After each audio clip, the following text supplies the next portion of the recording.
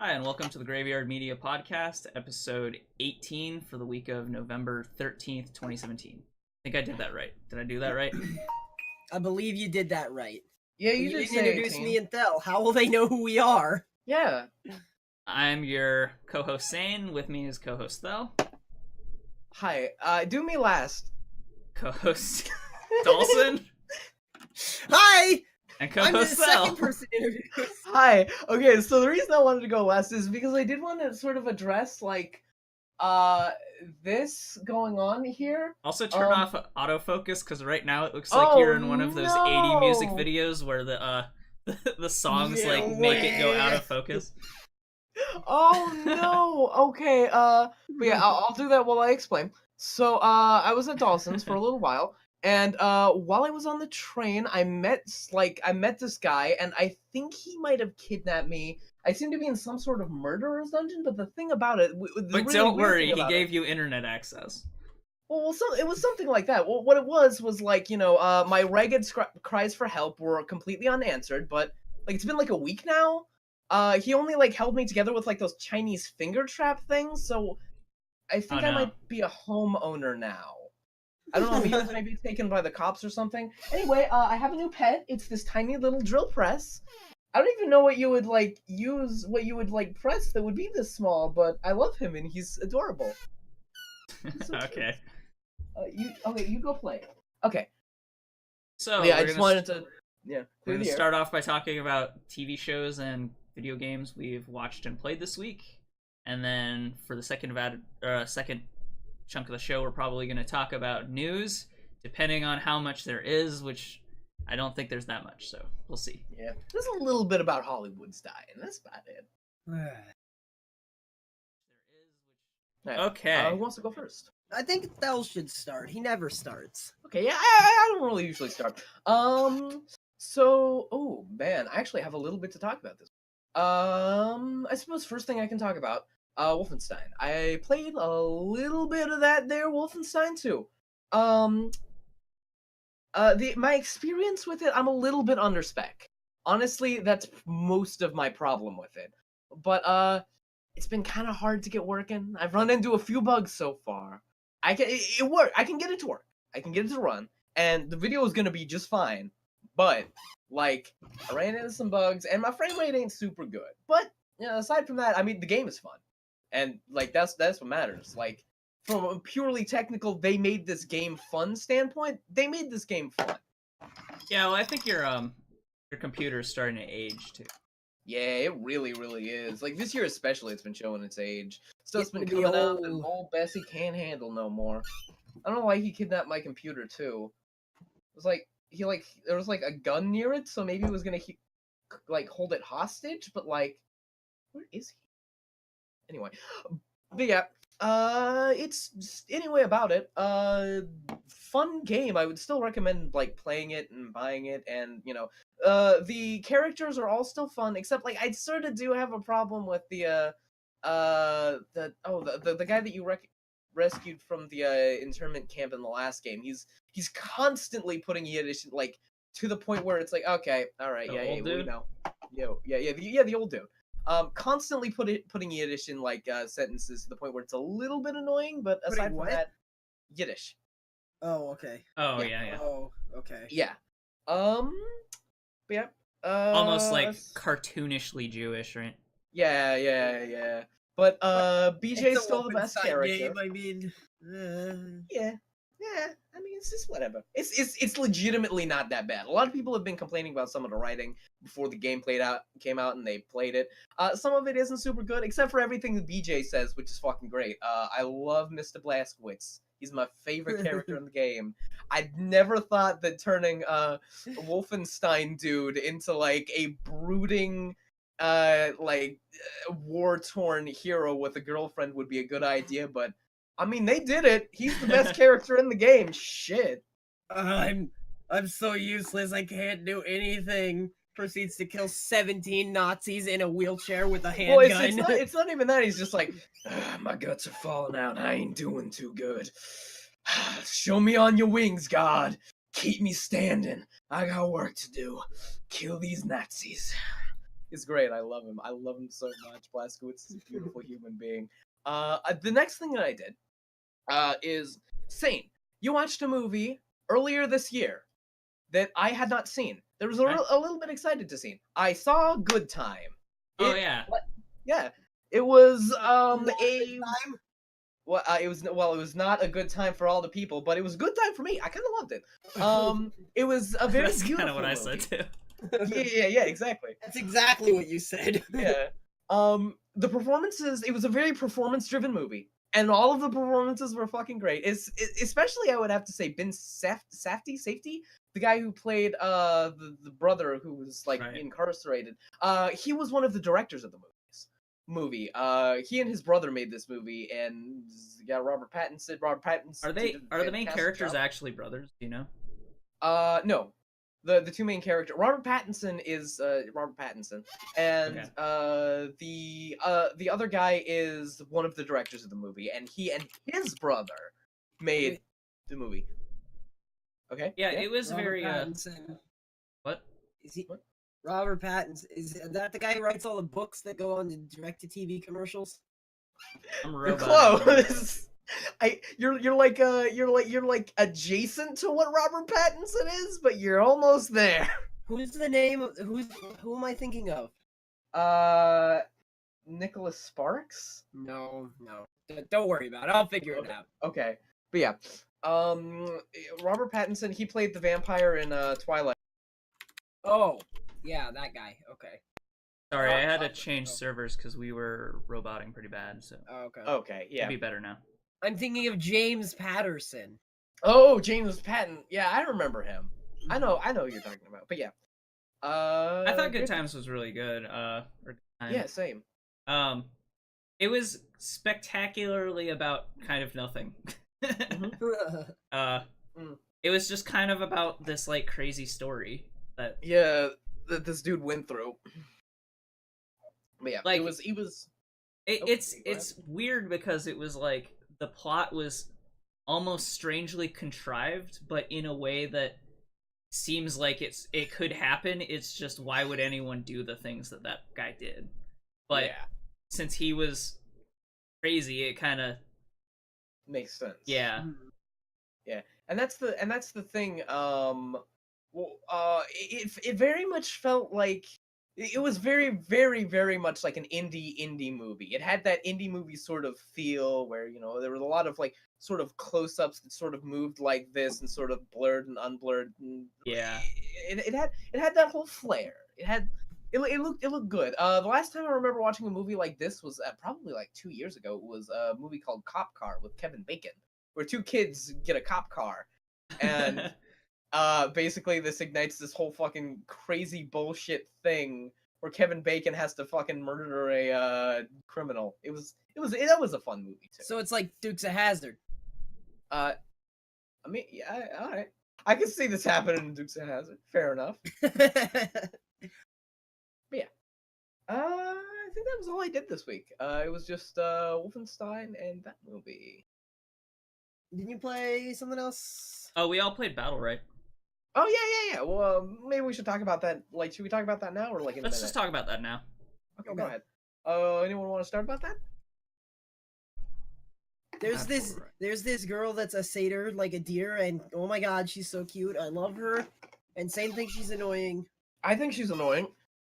No, the whole time I wasn't saying. Well, she was a little annoying. But the person I was saying who was annoying was Thel's character, because he was like screaming. Oh, you mean the main character of Battle Right and Bloodline Champions, the guy on the box art for both of those games. That guy. He's a little fire gremlin. He's terrible, and goddamn, I love playing as him. He's a fucking monster. He kills. Every attack he does is a different kind of fireball. So let's actually describe a Battle Right. Yeah. It is a top-down, almost twin-stick shooter, kind of, is how they describe it. I don't know if that's entirely accurate, but you use WASD to move and your mouse to aim, and you have like, I think each character has something like 9 or 10 different abilities, including way more than like most MOBAs. Yeah. Kind of like So- frustratingly so. So you have your left click, right click. You have Q, E, and R, which your R ability takes energy to activate, which you build up by hitting people. It's And so F. so There's also F. the ultimate ability basically works like Overwatch. You gain more charge as you damage people, basically. Yeah, there's and left click, F- right click, Q, E, R, and F. So yeah, R is like a And special. shift. And F shift is like an abilities, too. ultimate.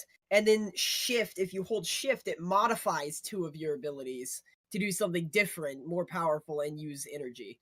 So it's almost like an ultra light fighting game And on in top some of that, aspects. and on top of that, it also has like talent trees outside the game. Mm-hmm. Where you can kind of pick a pool of 5 different abilities to take They're with you, unique too. talent trees, though. They're not like League of Legends Old Right. Masteries, where it just is like you get +2 damage. They're like unique. They're like, modifiers this to each ability does a character. new thing, and Yeah, stuff like that. The enchantress that I was talking about, the deer lady, was a healer. One of her unique talent skills makes her heal do more upfront healing. Just and less because heal she's a over time. fawn satyr does not I make know, her I know. enchantress. I can't stop. I can't stop calling her enchantress because she looks so much like her in Or Dota. fawn. I don't know. Dear woman. Yes, dear Well, woman. they're all kind of like, I'll just call her Lunara. No. yeah. Well, I think she's actually like she's a satyr in this. Yeah, she's she's not not a even a centaur. Tor the same way the other ones are. hmm So yeah, Battle Right is interesting. It's actually really fun to play. Like It has a really like a relatively high skill floor. mhm. So it takes a while to really get grips with not only how the game works in the first place, but each character has like kind of a lot of abilities. yeah. And some of I them don't know. like my personal experience with the tons of abilities, I felt like some of them were really useless. Like the ones that use energy, I mean. And then I started like actually like trying to go out of my way to think about using them, and like there were points in time where I just straight up like won the game because I thought about using my energy abilities. I think it varies wildly between champions too. Mhm. There was one character, this healer character. I don't even remember her name. Her like energy ability was really useful because it basically doubled your damage output for a little while, Yeah.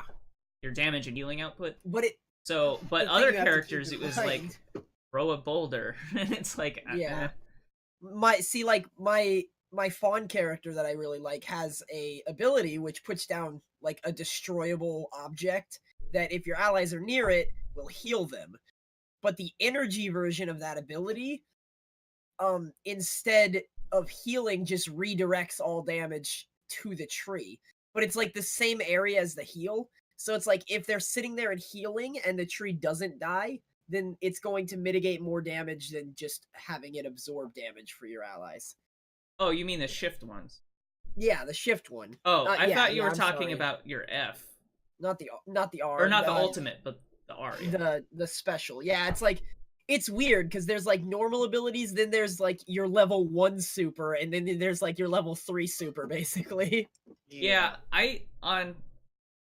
so on my healer character, I basically never paid attention to the shift abilities because they weren't good enough to Mhm. take my brain power away from just stuff.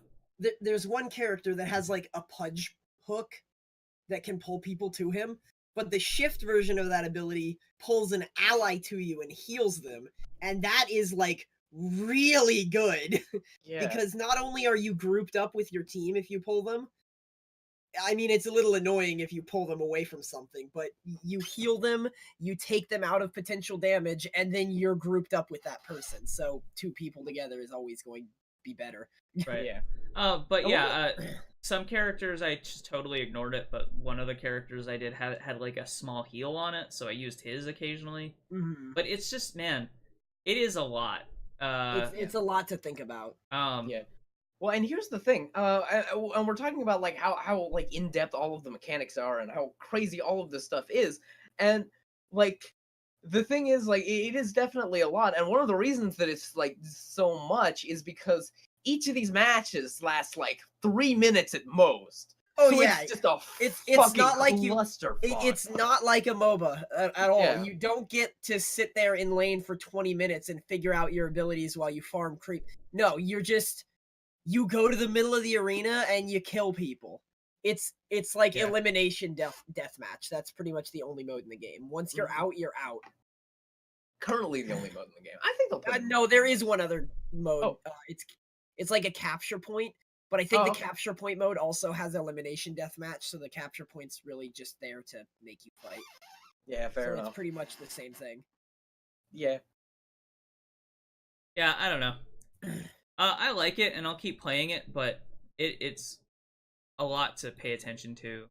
Like Yeah. I don't know. I feel like it's almost like a little like each character has a few too many skills, I think. Yeah. I think they would have been better off ruining some of them, but I don't know. If you At the same time, what I do like about it is kind of it is kind of like the best part of MOBAs in a lot of ways, like the team fighting aspect. Mhm. But with a lot of the extra complexity taken out of it, like you don't have to worry about items. You don't have to worry about talent trees or runes or masteries or any of that crap. Other I than would say or that leveling even other than like I would what say your that the card complexity loadout. is just kind of shifted. Yeah. It's shifted more to like pure skill basis instead of Yeah. you thinking Well- about itemization and leveling up and all that. Well, it's more about the skill rather than the strategy. guess. Exactly. Well, I would say that There's still a because little bit of strategy, yeah. but not nearly as much as like most other MOBAs. Yeah, I think it's probably like maybe the one it's I most feel like- comparable to would be Heroes of the Storm, only because Yeah. that also just doesn't have items, but like that still has masteries that you have to level up and you have to think about putting points in. and you still stuff. have to like destroy towers and fight creeps in that one. Right. Like Whereas this is just a death match. right. Yeah. Something feel that like I it's did like almost about not it. even fair to call it a MOBA. Or to Oh no, compare I'm it not. to I'm not MOBA. saying it's a MOBA. I'm just Yeah. I'm comparing it to a MOBA because that's most. Yeah. It's like the It thing I has, like like, about what it. That's what they want to compare it to. I feel. The thing I like about it is rather than keeping with the whole click to move kind of deal and sort of moving your character as if you were playing a RTS game, they did put the character controls on WASD, which is nice. Mhm. Yeah, because agreed. I feel no like it other like MOBA style game does Yeah. that. There's also like not really any way that like that game could not function if you had to click to move. Because aiming everything is so important that if you had to click to move, you'd have to like they would have to do like skill shot indicators and shit instead of No, I don't think Just that's. wherever I don't you're think that's facing. true. I think that if it were click to move, it would just be like other MOBAs. Like, and it's not that hard to do that in other MOBAs. So it would just mean that. And actually, the Bloodline Champions was like that. yeah. And it had all of the characters still had like skill shot abilities, but you did click to move the same way that you did in a MOBA. So, Right. and I don't know, like I almost feel like other MOBAs would probably benefit from taking some of the cues from this game and actually having like WASD movement. Like we don't need any more MOBAs really, but if there were to be another MOBA at this point in the game, like I think that you could do it very similar and have like WASD controlled move, left click, right click, and then Q and E as your abilities. Like Right. But what about auto attacking? you would just auto attack with your left click. Yeah. Or I guess you Yeah, could. like I like guess maybe Q, E, and F then if you want to have the same four like abilities. And maybe R, I guess. And I guess that's probably why this game is sort of like to that level, because even League of Legends has 4 abilities: your auto attack and your summoner spells, 2 summoner spells. So it's 6 abilities plus your auto attack plus a passive. Whereas this is Q, E, F, R, and then 2 like sub skills. So Oh, I yeah. guess it kind of comes out in the wash. It's just Flashjin mentions Smite. That's not quite the same though because it's a different perspective. yeah, I guess that's true, but yeah. And that's probably why Smite has been so probably the most successful non League of Legends MOBA. Yeah, because it is it's so not League or different in Dota, its it basically control. fails. Heroes of the Storm has some traction, but it's like a niche. It's a niche compared to like League and Dota competing with each other. Yeah, and not only that, Heroes of the Storm, I feel like Heroes of the Storm really only does have traction because it's Blizzard. Like, I don't feel like anyone would play That's it if it wasn't. That straight up is the like Yeah. And I I don't don't really think it- like Heroes of the Storm, but I like Heroes of the TBH. Storm. I think that it does kind of also fit an interesting niche in that it's a lot more casual, and that's not to say that's not in a derogatory way. It's casual in that you can just pick it up and play a few games, and it's more about playing it, and it's shorter. Like I don't know. And it's- honestly, People like to call it the Super Smash Brothers of fighting games because Or MOBA at its games. heart, of MOBA games, because at its heart it's kind of party game. lighter and less complex, and I don't know, and more about movement rather than I guess like Smash Brothers is more about movement than comboing, but I don't know, that's sort of same kind of idea. Yeah. Anyway, that's all I have to say on Battle Royale. Do you have anything else, or?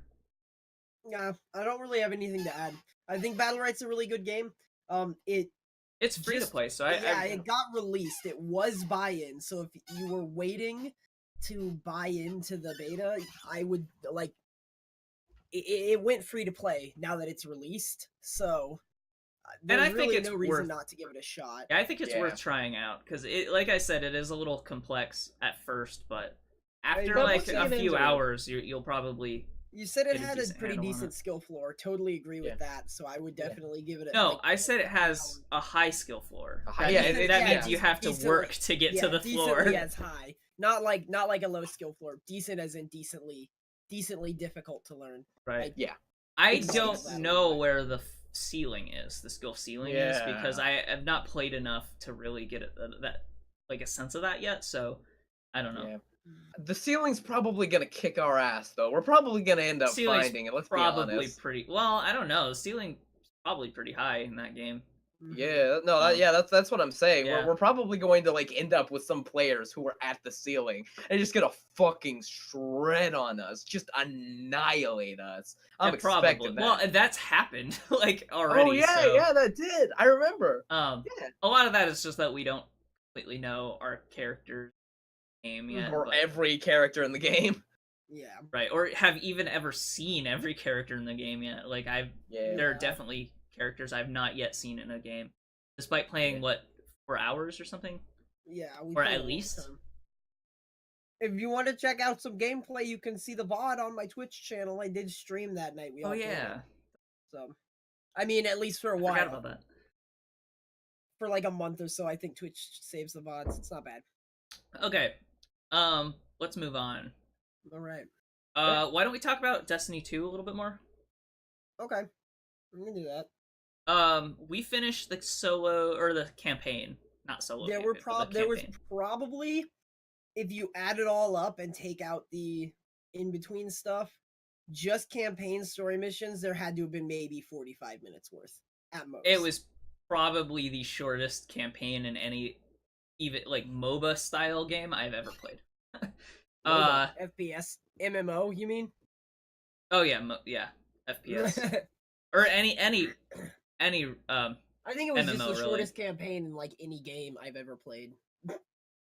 Like, I don't know if I would go that far, but I've definitely played games with some short campaigns. But yeah, no, really short, like surprisingly short to me. There is a lot of like other content in it, but tons of other content. But yeah, in terms of like story, man, that went fast. I don't know. Yeah. I don't know. It like even in universe, like this big horrible thing. I think the opening cut, the story basis isn't really spoilers. Like this dude cases off the Traveler, which is the source of power for like all Destiny characters. And so your character is the chosen one. You manage to get your light back and get your powers back. Everybody else doesn't, except for the millions of players who are running around with you. Yeah, why is it always in MOBAs that your character MMOs. MMO, sorry, yeah, I fucked that up. That your character is always the chosen one. Why can't you just be like, there are a ton of adventurers running around, and you all have to work together to fight the evil. It's gonna take all of us, but You know we who can did do that? it. Guild Wars 2. Even then, No, you're Guild still Wars the 2. commander. Guild Wars 2, yeah, is probably the least like important character. Like in Guild Wars 2, it's more about the people around you, which is a good way to do it. Whereas in I Destiny, would you say were that. definitely the chosen one, and you were like the Yeah. only one who, like, your commanders and stuff don't have their powers. Yeah, and then like within like this is the worst thing that has ever happened in the entire universe. Nothing could be worse. And then within like maybe 2 days in the story, I like, think they at most it's wrapped it resolved up in a and week. At most, it's a week. Yeah, Like, I don't know. because it's like the major plot points are like you go get your light back, and then you save a dude, and then you save another dude, and then this task force goes and assaults the base, and then you win. Yeah. Like that's the whole campaign, and like it's the scariest, worst thing that's ever happened, and it's like, wow, you guys really fixed that one quick. I don't know. And I looked into it. The other expansions do cost money. It's $35 for the next two, like the next two expansions, like as a pack. Damn. 35. Okay, well, So, that's I mean, not terrible, 35 but isn't a lot, but if so soon. I guess after it really release, depends. I guess it really depends on what you get, because, if all you get is more campaign, I don't know. I'm sure it's more than that. Yeah, I There's don't probably really. gonna We be more haven't really weapons looked and into stuff. the expansion content for it yet, but it like there is a lot more to do in Destiny, and the gameplay is really fun, and Also, there's there were dungeons and stuff we quests. haven't even started, and there's a bunch of side quests, but in terms of just the campaign, that was like Well, not just underwhelming to me. adventures. Adventures are like little mini quests that send you around the world. But like after the campaign, there were 2 more like big quests that you could accept. I don't know if they like quest No, lines. one was like a special dungeon, like a harder version of a dungeon, Oh really? and another one was something else, but it was also minor. There aren't any more story missions. The Oh. rest is just like That sucks. content stuff.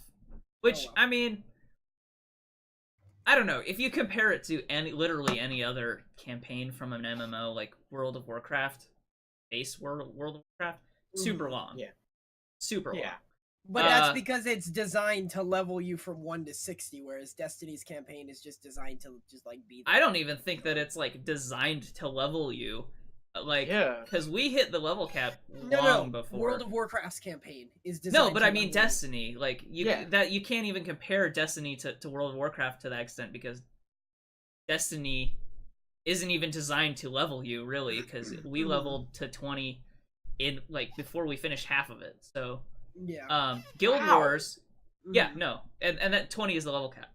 And But you Guild keep Wars, growing in power over and over and over. Like yeah, and we you were get doing a better lot and of better. side stuff too. Mhm. Guild Wars had like branching stories, like 5 different races that all had their own starting stories.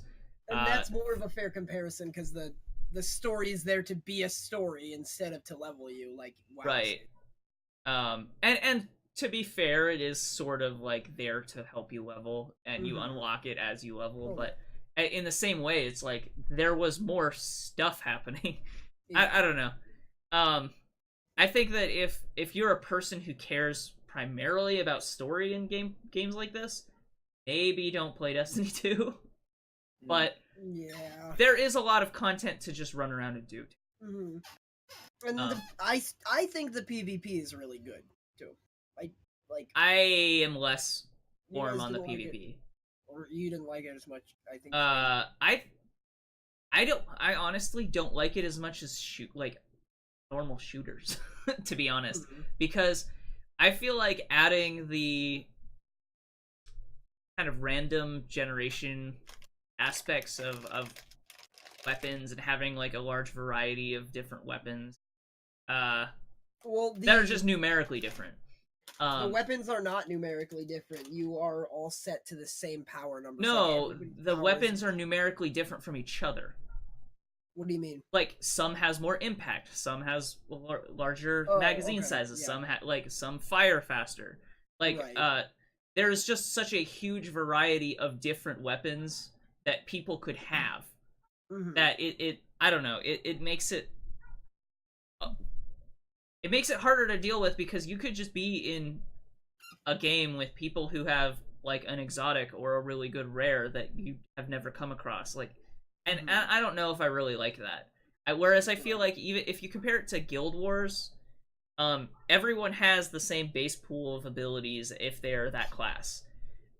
If you are playing something like Overwatch, everyone has the same abilities and access to all of the abilities. Like, the composition of a game might change, but all of that's the same. If you're playing something like Rainbow Six Siege, yeah, there's a roster of different characters who have access to different guns, but all of the characters are, yeah, if you have that character, you have that ability. Like, so I don't know, it just feels like I would rather play an actual shooter if I wanted to play a PvP shooter, and if I wanted to play that kind of like I don't know, like ability based RPG kind of aspect to it, I'd rather play like a different MMO, like a PvP. So it just fits in this weird place where it's a combination of things, and I think it's, for me, worse as a combination of that than I enjoy in other games. I'll still play it more to give it more of a chance, because I did play at a relatively low level and I didn't have a lot of weapons from at the time. So maybe it'll be better for me, but I just felt like I would rather play other competitive games than that. So I don't know. Do you have anything else to say about Destiny? No. Other than that, the game's fun. Other than those things we listed. The game's great. Yeah, I mean, like, even I played a little bit in the open beta, and I think I've said this before, but it felt really good. And doing everything in that game feels really good. And honestly, what keeps happening to me is I'll get a new gun, and then I want to test it out. So I'll put it out, and then I'll run around and shoot people with that gun for a while, and then while doing that, I'll find another gun, which I might replace a different weapon slot with, and then I'm running around with that gun for a while, and then I stayed up till 10 a.m. playing Destiny 2. So, yeah, I don't know. I think it's a lot of fun. It, like, for me, it isn't that huge a deal that the story isn't super long and complex, because I just like the gameplay enough, like the shooting mechanics in it enough, that I can just run around and shoot things. Like, I don't even care. So yeah, I don't know. I'll play it more, and we'll probably update as we kind of put more time into Destiny, but right now I'm still really enjoying it. So yeah, it's good. Good game. Good game. Good game. Good game. Good game. Good GG. game. GG. Good game. Good game. Yeah, GG. VG. Whatever it is. I am the greatest. That's VGTG. Okay. VGGG, yeah, okay. Anything else you want to talk about? Any other games and movies for you, Dalsson? Watch anything? Oh, we watched a little bit more of Better Call Saul. That was about it. Good. Very satisfying stuff. Yeah, good. Better Call Saul, good. Lawyers. Lawyers. Lawyers. Okay. That's the plot of Better Call Saul. Well, in that case, I'll move on to my next. Okay, go ahead, man. So DuckTales. I haven't watched any more of it. Yeah, I've caught up with the most recent episode, which is like 8 episodes, I think. That show is consistently good. Oh, good. Every episode has been good. Good. The weird thing to me is, I almost feel like they're trying to sell you on Webby being a character harder than they need to. Because in the first episode, the first 2 episodes, I was like, oh, Webby's great. She's so fun. Like, I love this yeah. character. She's great. Then, like, in the first, like, following next, like, 4 episodes, are 2 of them are Webby episodes again, and then she is a character in almost every episode. I think she's only ever not been in 1 episode so far. Huh. And I feel like a lot of it is just to, like, maybe kind of establish why Webby is around so much, but it's like, I don't know, they kind of established that, so I it's kind of weird to me. It feels like they're like, the first, like, 2 of the episodes have been very Webby centric, where it's like kind of how she's dealing with suddenly being the new person in the group, the squid of the group. You wanna, if you wanna go there. So I don't know, like, it's just kind of weird that they are trying to, it feels like they're kind of really trying to push Webby when they don't have to. Because she's really fun. And that being said, like, the Webby episodes aren't bad episodes. It's just very, like, kind of obvious that, like, they're just trying. That's what they're trying to do. They're trying to make you like Webby. Right. And yeah, I do feel like it's weird because I've only seen like the first 2 episodes. I liked Webby in the first. Yeah, she was great. I think all didn't think of I was like her. I didn't think I would like her. Like, when she very first started talking, I was like, oh boy, here comes token girl. Look, she knows kung fu. Wow, she's such a badass. And then, like, at like maybe 2-3 minutes later, I was like, oh, never mind, she's awesome.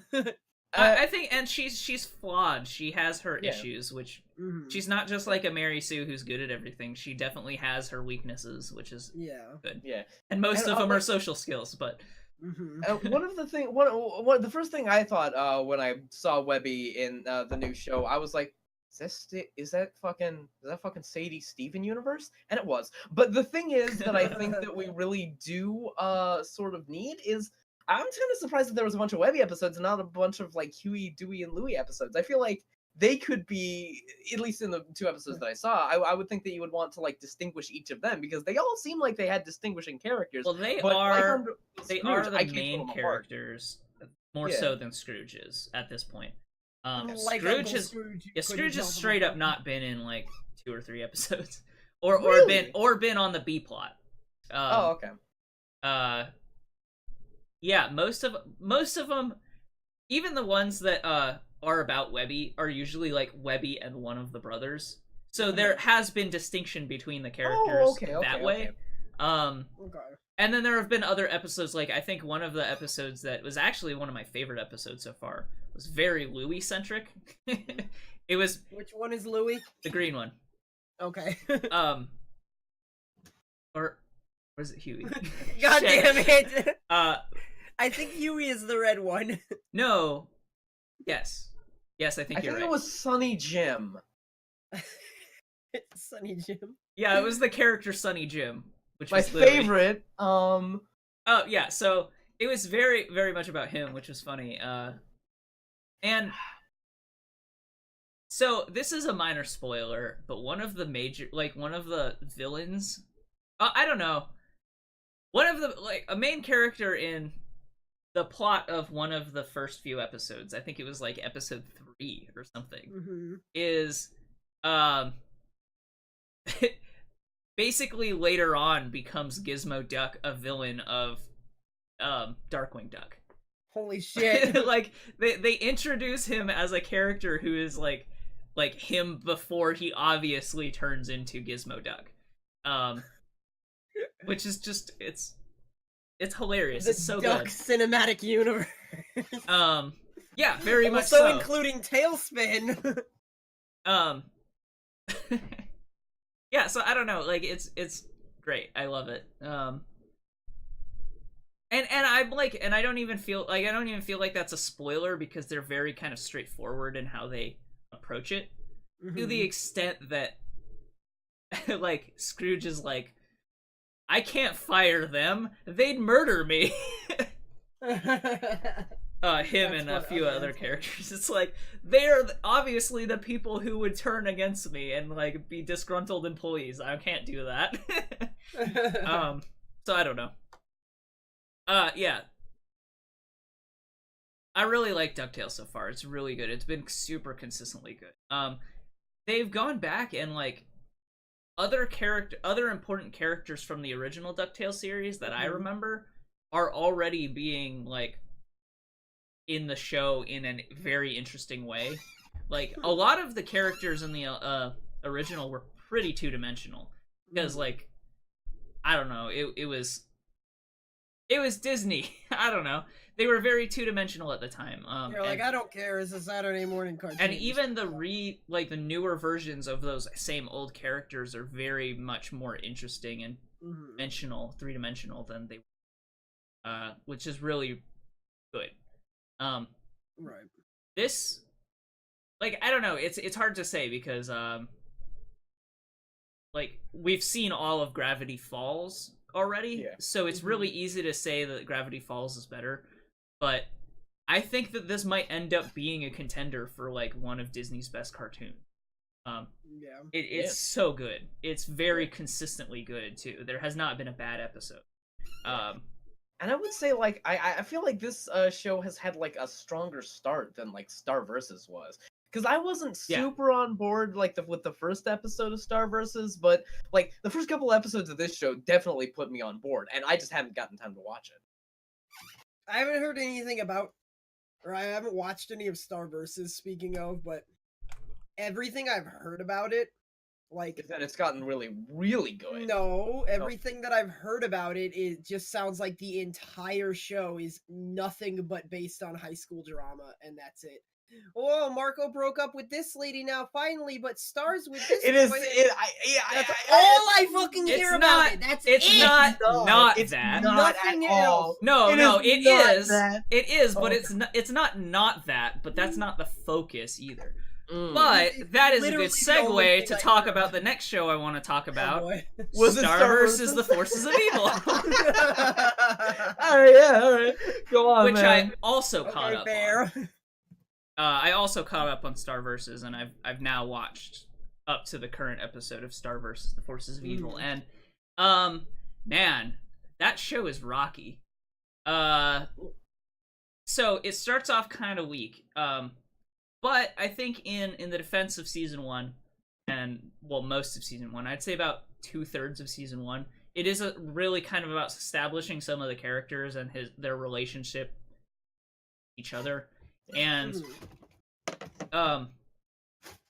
so like I can kind of forgive that it is sort of about high school drama because they kind of do need to establish a kind of long-running friendship before they start moving into the other stuff in the series. So I think that season 2 is better for the existence of season 1, if that makes sense. Yeah. And that's good. I do kind of like when shows do that sort of slow burn because we really do get a sense of all of the relationships. Yeah. And it's a slow burn, but not in the same way that Steven Universe is a slow burn. Oh, yeah. Whereas a lot of Steven Universe early on, even if it was character development, really has nothing to do with future happenings. Whereas there are things that happen in season 1 that absolutely affect the plot later on. Like the second episode of season 1. One sec. The second episode of season 1 of Steven Universe. The events that happen in that episode have come back in the series like 4 times. What was it? Rose's cannons. That was was like No, really I don't episode mean down. no, I don't mean that a thing that was in an episode shows up again. I mean that a plot point established in season 1 becomes a bigger plot point later. For instance, I think in like the 3rd or 4th episode of Star Versus, they introduce another character who brings with her dimensional scissors, which are scissors that allow you to travel from dimension to dimension. I love that character. Yeah, Ponyhead. To the extent that actually those my problem is later on those dimensional scissors become a plot hole. A giant plot hole. But yeah. So like I think that season 1 is better connected to season 2 than a lot of season 1 is, other than like they introduce characters and stuff in Steven Universe. But at the same time, it's like there are episodes about characters who literally have nothing to do with anything for ages and ages and ages. Yeah. So, I don't know. So Star Versus season 1 is kind of slow, kind of a slow burn, but a lot of it's important for about the first 2/3 of season 1, and it's only like 12 episodes in season 1, I think. So it's not like a lot. Like Steven Universe season 1 is like 24 episodes or something. Granted, they're 15 minutes. Well, they're half episodes. Yeah, well, they're half episodes, but actually there might be more than that then. Wasn't Star Versus like 2 half episodes in 1 episode, or am I remembering? So yes and no. A lot of season 1 is that way, where they have two stories, 2 15-minute stories that are unconnected from each other than like chronologically they progress. Yeah. And then season 2 is almost entirely composed of 1 30-minute episode. Except for there are some cases where they do split it up, and sometimes that's like filler. Like if it's a half episode, there's a good chance it's filler. But again, like I would say a majority of season 2 is 1 30-minute episode rather than 2 15s. That's kind of interesting. I can't think of like a show that has done that. Steven Universe does it sometimes, except they say part A and part B, whereas this one just doesn't do that. It's just like, this is a whole episode now. Like I don't know. So season 4 did it a lot. Yeah. There have been cartoons that do that. It's just it's not super. It's not common. It's not common though. Yeah. And it doesn't usually do it to the extent that almost all of season 1 was two-part episodes, and all of season 2 is almost all season like 1 episode. So it's kind of weird, but as of the beginning of season 2, the tone of the show completely changes. It gets a lot more serious. It gets a lot more. I mean, it gets more dark, but not the main character still runs around shooting rainbows and narwhals at people.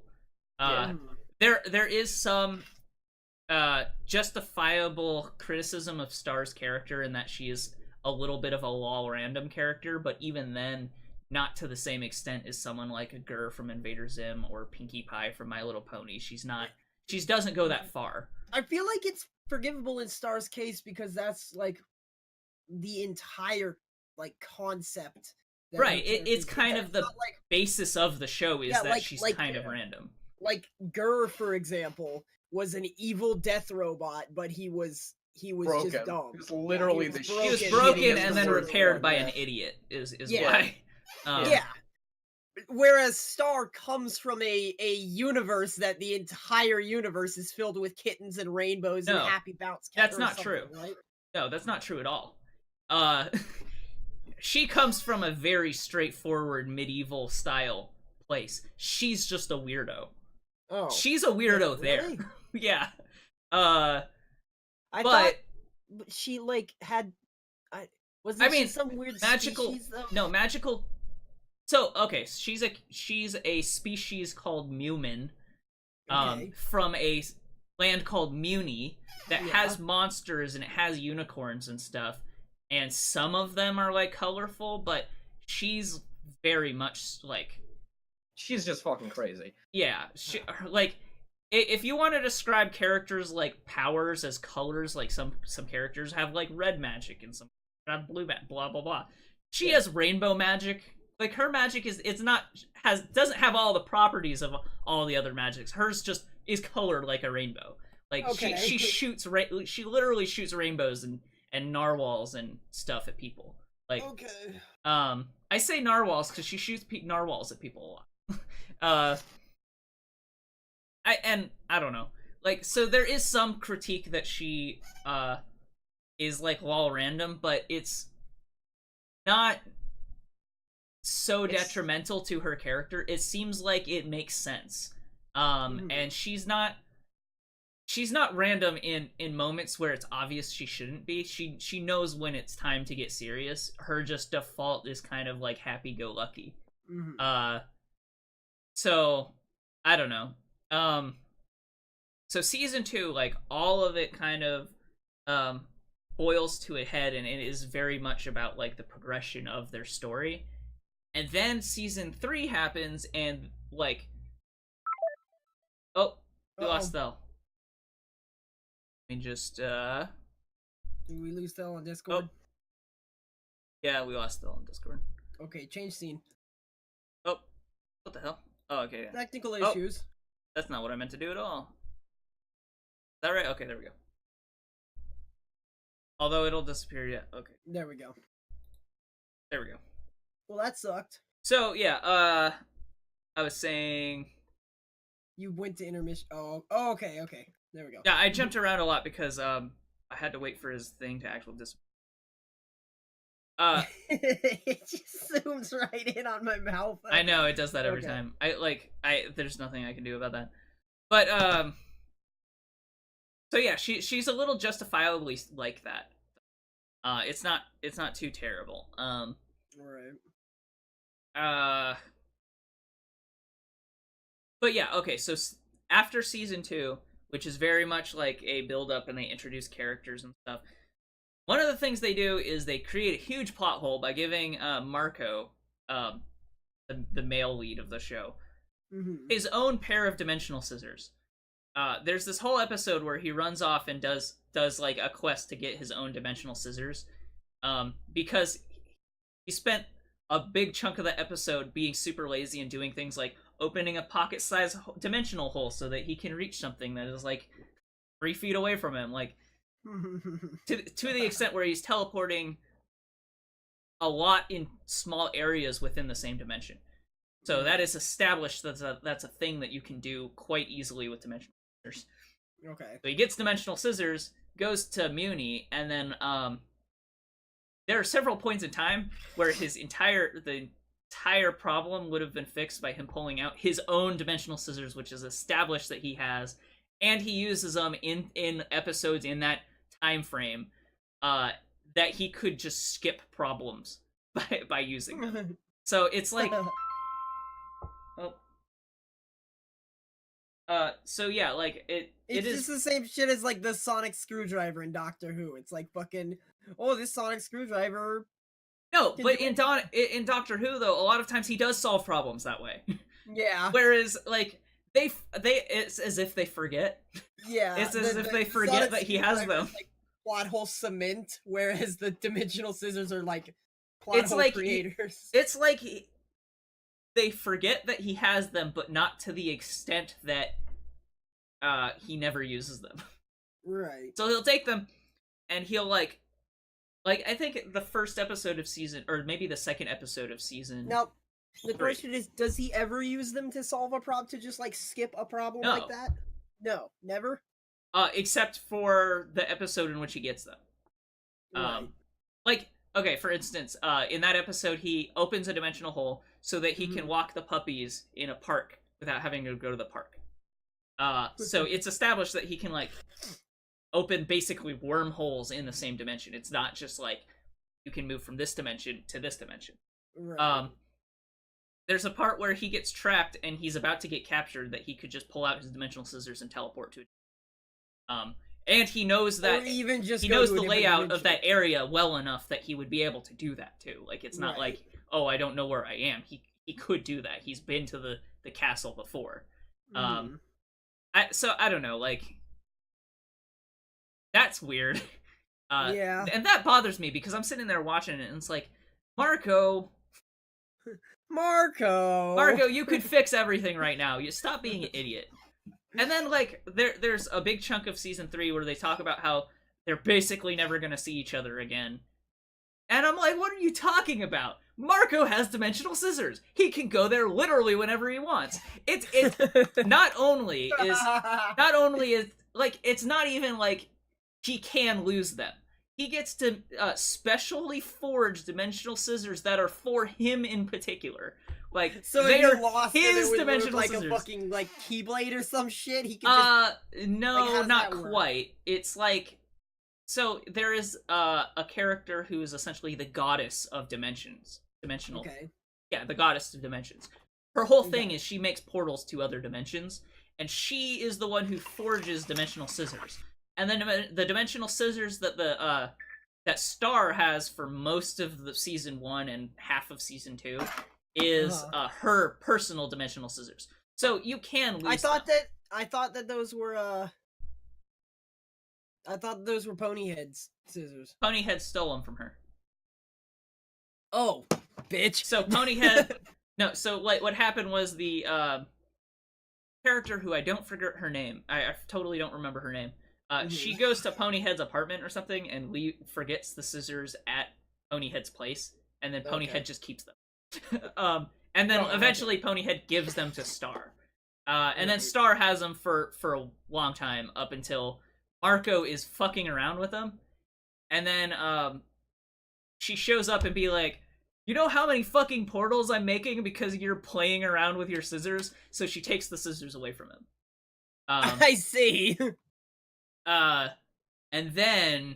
Well, maybe that's why he doesn't solve his problems like that, because... No, because... It's a pain in the ass for the Dimension Goddess. I mean... But... You're not gonna not use... They'll use them maybe once per episode when they're going somewhere.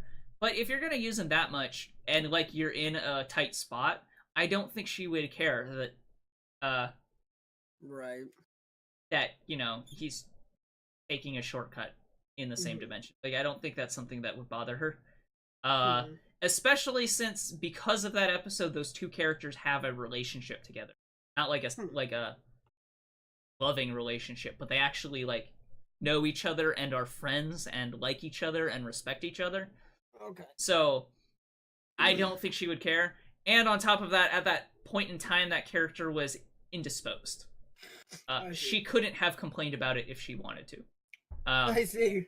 So, and I know I'm ranting on a lot about that, but it's like a huge glaring plot hole to me, because I'm sitting there. It wasn't as bad. Like, it didn't seem like such a big deal when it was Star's scissors, because when it was Star's scissors, her first thought wouldn't be to use the scissors. Her first thought would be blast something with her magical wand, right? Yeah. Whereas for Marco, that's kind of like all he had. Yeah. Other than like kicking stuff, like his main thing is he has the dimensional scissors that are his now. So, like, and then they're talking about how like they don't know if they're gonna see each other. It's like, what do you mean you don't know if you're gonna see each other again?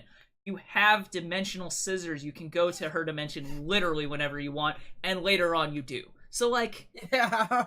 I don't know. I'm just ranting on and on about that, but it's like, come on. It seems pretty weird. And then so after that, season 3 of Starverses gets kind of rocky, because it's like the whole season 2 was kind of leading up to, except for like maybe a small piece of it at the end, most of season 2 was leading up to this big battle between two major characters. And then the first 6 episodes of season 3 is that battle, and now we're in season 3 post that battle, where it's kind of filler again. Except the characters are being dumb. In not just related to the dimensional scissor stuff. Of course, there's a little bit of that, but it's like, they're acting silly, like emotionally silly. I don't know. And it's like they could have done that better. It's just I think they just dropped the ball on the writing there. Right. So I don't know. The last episode I saw was Star went to some magic prom with some asshole. I saw that one on TV. And then just randomly out of order? Randomly out of order. And Marco came and, like, saved her, but she was actually having a good time anyway. I think that's either episode 6 or episode 8. Like, pretty early on. Oh, okay. But again, that's another one that's like, it's filler, but it's establishing Tom. Right. Tom the Fire. Yeah, the Fire Demon. That's it. So, yeah.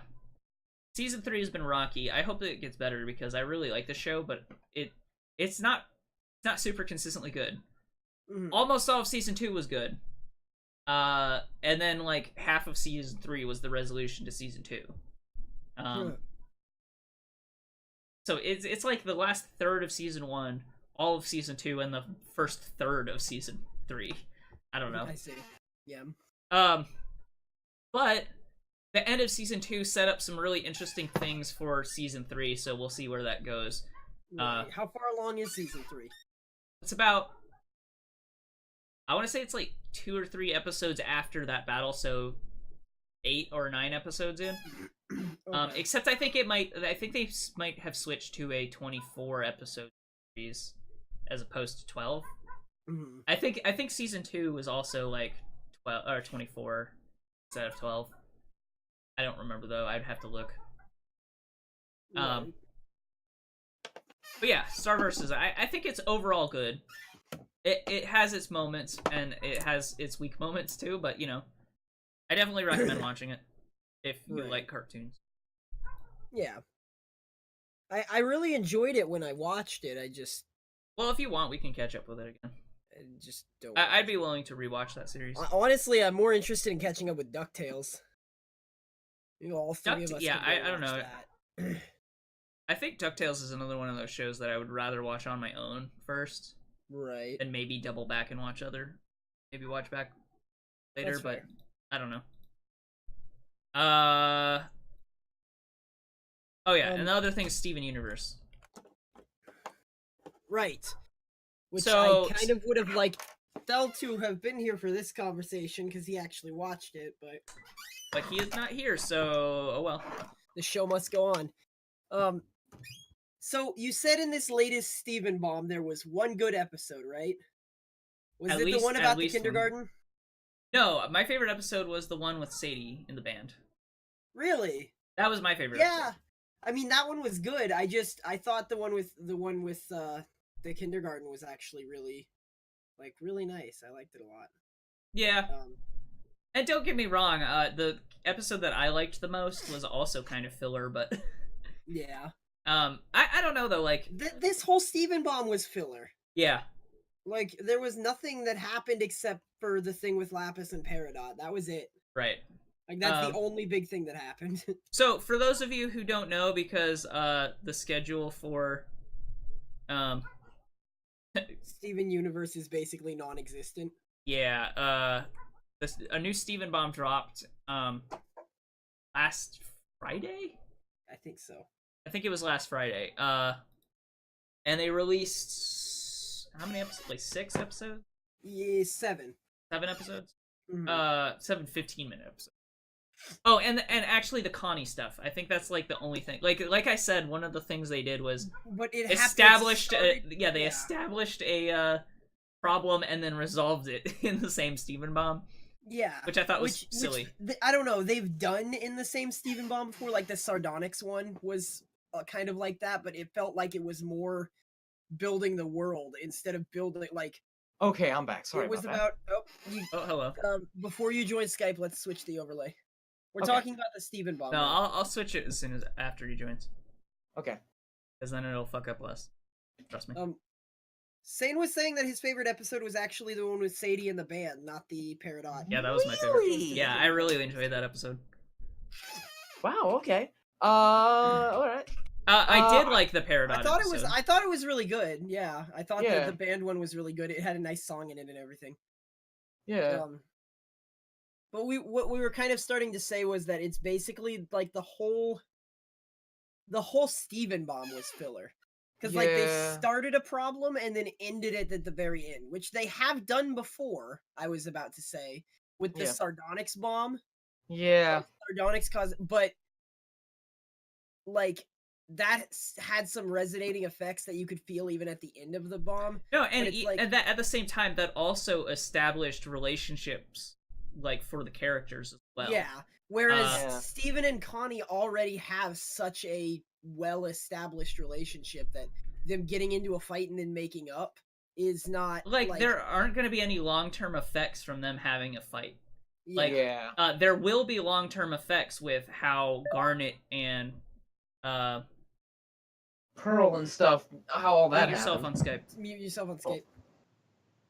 Thank you. Sorry about that. Yeah, there will be like long-term effects about how they feel about each other, how Steven feels about Sardonyx, how Amethyst and stuff was there too. Yeah. But and then the Amethyst other was Steven there, bomb too. before this was about whatchamacall, Smoky Court and Yeah. that sort of thing. And then and a Peridot, and that still like furthered the plot in terms of how the characters relate to each other. Right. Whereas It this also one revealed kind of that didn't. Steven can Yeah. use with both gyms and people, which Uh, opens up like so many possibilities. The Mm. only character that the only character that Yeah. kind of changed her dynamic with how she interacts with other people in this episode or in this Steven Bomb was Sadie, really. Yeah. Because she's Yeah. not the donut girl anymore, so now her character is in a place where she could transition into something else. Yeah. Not Well, to say that they'll necessarily do that, but it seems like that's where we're headed with Sadie. Mhm. And then also Peridot was sad. I don't know. Yeah. Another thing that I sort of did.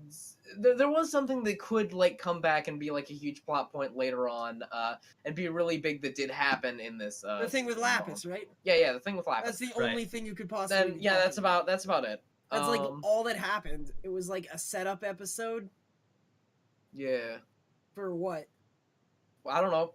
I guess maybe we'll find out. Question mark. Maybe Maybe won't, we you know. won't. Maybe she just fucked off forever. And I feel like if this little arc had happened when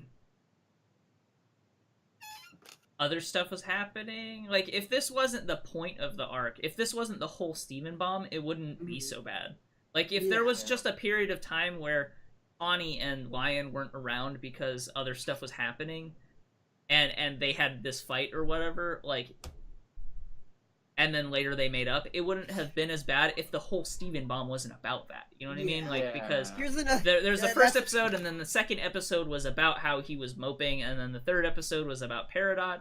The fourth episode was about Sadie, and then the fifth episode was about Like, them Connie making and them making up, right? So You know what's funny? At the beginning of that last episode, Steven was putting up missing posters for his lion. But Yeah. it's like, he fucking watched Connie leave with Lion. Where do you Yeah. think Lion is? Well, Like, why are okay. you putting up missing posters? You know where he is. And we're talking about like the thing that Saine was saying, like how it would have been better if it wasn't the entire Steven Bomb. Back in the Sardonyx like thing, it's like they established it's like wow, it sure would be nice if it worked out in like television shows where it was all wrapped up in one episode. But it's like they just sort of they're doing the same thing that they would have done in one episode. They're just dragging it the fuck out. Let's be honest. It's you need to turn off autofocus again, by the way. oh yeah, oh no, Skype, why do you forget all of my things every time? But yeah, it's one of them pacing problems that everyone talks about with this show. I really do feel like they could use this pace that they have set up that they are going to use to good effect, but I feel like this in particular was not one of those times. Right. And I guess in a way, if this is like a new way to kind of do things, like because most, like I think this is the first cartoon I can ever think of that just releases 6 episodes once a month or once every 3 months or something. Once Once year. every 2 years. Oh wait, no, that's not true. Venture Brothers. Oh, yeah. I don't know Last because season Venture did Brothers, fucking end. Venture Brothers would take 2 years off and then 1 year of series and then 2 3 years off. Like that's how they did it. It wasn't legitimate. Oh yeah, go on. I feel like Steven Universe is like, here, have a piece of bread every once in a while. I don't know. Please, sir, can I have some more? Fucking oh god. Last season of Venture Brothers was legitimately like a half season. They had like a couple of good episodes, and like the season finale was like a setup for the next season, which is weird because Venture Brothers seasons finales like usually they have like these 2-hour or 1-hour things that come out like sometime after the season is over. And Venture Brothers didn't have one of these for this one. This was just a half season, half of what they usually have. Fuck me, dude. Yeah, so I think Steven Universe could do this to greater effect, but they can't. I think if they try to encapsulate an entire story arc into one Steven Bomb every time, it's gonna hurt them. Especially if it's just like a minor emotional thing. I don't know. Yeah, honestly, I didn't think the sardonyx thing was that bad because it had lasting effects. Like, it had lasting effects on Garnet. We got, like, the whole next couple of episodes were about Ruby and Sapphire. Yeah. And, like, how they were had a little bit of Yeah. very Yeah, tiny and falling out over that. And yeah, all that and kind of not only that, but it sort of established how very, very seriously Garnet takes fusion. To like what extent? Because like before that, it had established that she was very, very big on fusion. But like it really, really, really Grounded hammered in how important it was to her. And then, like this one is like the previous Steven bomb, where like Steven and Yeah. Lars went to Homeworld, like shit happened that will have lasting effects. And Lars I is even now talked stuck shit there, and- about that one. Like, Yeah. but that one did actually legitimately move the plot forward, and it did reveal some stuff. It revealed maybe Rose Quartz didn't kill Pink Diamond. Lars is now stuck on Homeworld. Steven can bring people back to life. Like, it established a bunch of shit, and all that happened in this bomb was like, It's like it yeah, established Connie and Lapis Steven left. fought. Yeah, Lapis left. That's Yeah. it. And it's like it And, like, established that Connie Steven and wants Connie, to like- work as a team with Steven, but like We knew that. no. It wasn't even like Steven and Connie had like a Rocky making up, like, or they didn't show it very well. Yeah. Connie was like, I don't really know if I'm ready to talk about it or whatever, but we'll be friends. Let's go. Let's Yeah. leave. Yeah, I don't know. Like, I think that they do a better job at leaving hints and then making good on those later. I think the problem with this is they just try to like it was so encapsulated. Like this whole that's what this Steven bomb was about. Whereas other times it's like the thing with Sadie, right? Yeah. The thing I like about the Sadie thing is they put her in a position where it's logical for her to be changed in the future. That wasn't what the whole Steven bomb was about. That was a minor thing that happened, and later on you can see that maybe you'll have more long-term effects with that later. Like, Oh yeah, the same kind of thing. Danica Like if is they the did mayor now, that also happened. right, But what is but that? who gonna cares? do? Yeah. Yeah. So I don't know.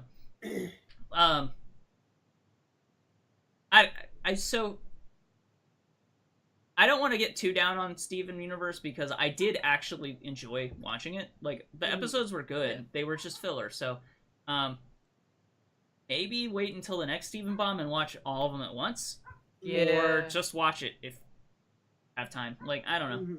And part of my problem with this Steven bomb was specifically that like I might have just been soured by the amount of time that we had to wait for the Steven bomb, and it's like that's all we get. Yeah, It's fucking it's like, that. that's it. Come on. Yeah. Like, nothing new really happened. Yeah. And it's like it was just like an immediate response to what happened like in the previous like episodes. Yeah, this- like this if is they what's had just happened wrapped, immediately after, if and they had just put this in with the other Steven bomb, like whatever.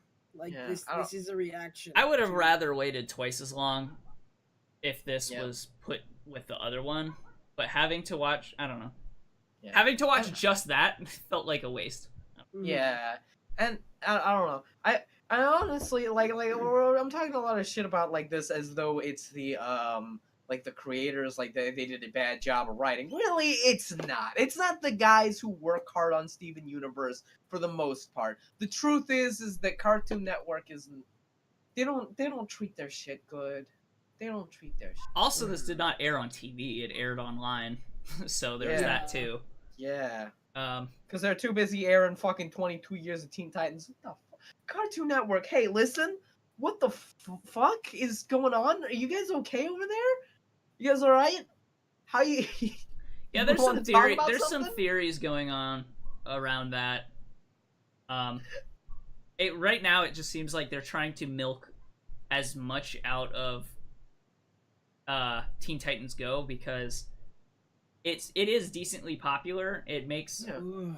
it attracts advertise. I think they're just trying to Yeah. get as much advertising on that while they're putting all their good stuff on mobile.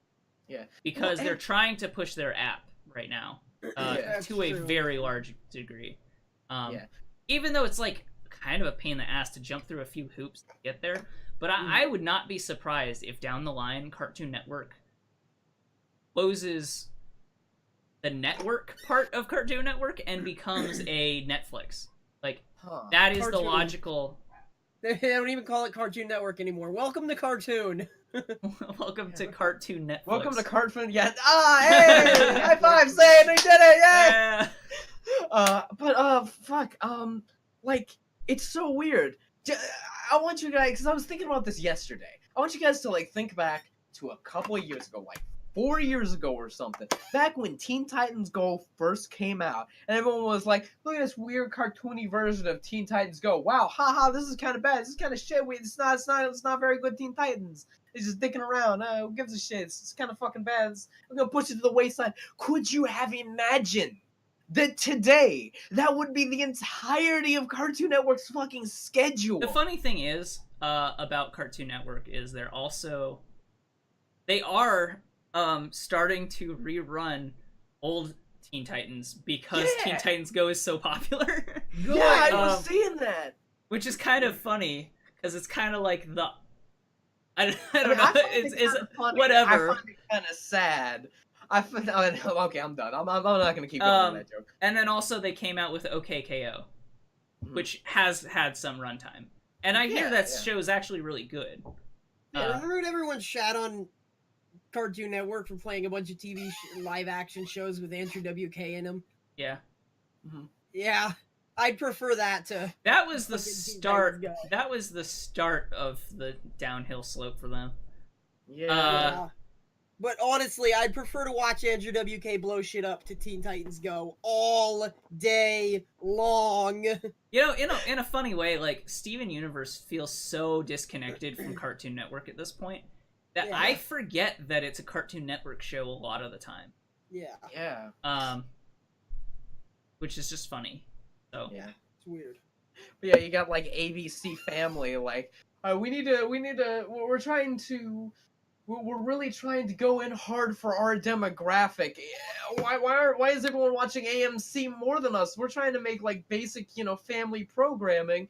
So we're just gonna fuck our network up really hard. We're just gonna break our network and make it shit. No one's worse than us. Meanwhile, Cartoon Network's like, you have no fucking idea, bro. Watch this. Teen Titans Go. The thing is, though, they're making money from doing that. That's the sad thing. Yeah. Like Teen Titans Go is actually such a popular show anyway that they're making like a ton of money from advertisers anyway, despite doing nothing but Teen Titans Go. Is weird. It is weird. And that's the thing. I feel like Teen Titans Go is like the show that Cartoon Network has that plays really, really well to its target audience. Legitimate 10-year-olds. 10-year-olds are their target audience. Like, we're like these fucking adults who just happen to like cartoons, and we like shit like Steven fucking Universe. Steven Universe does play well enough to 10-year-olds, but it's not Teen Titans Go levels of plays to them. I think Steven Universe would be better if there were more faster pace episodes. I feel like a lot of Steven Universe is just slow burn character development stuff, and that's not bad, but it hurts them with little kids. So I don't like that idea that you laid down there, Thel. Mm-hmm.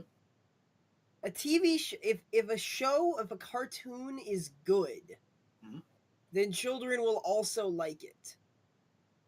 Like, I understand, know but marketers don't think like that. How network executives or whatever think. It's just like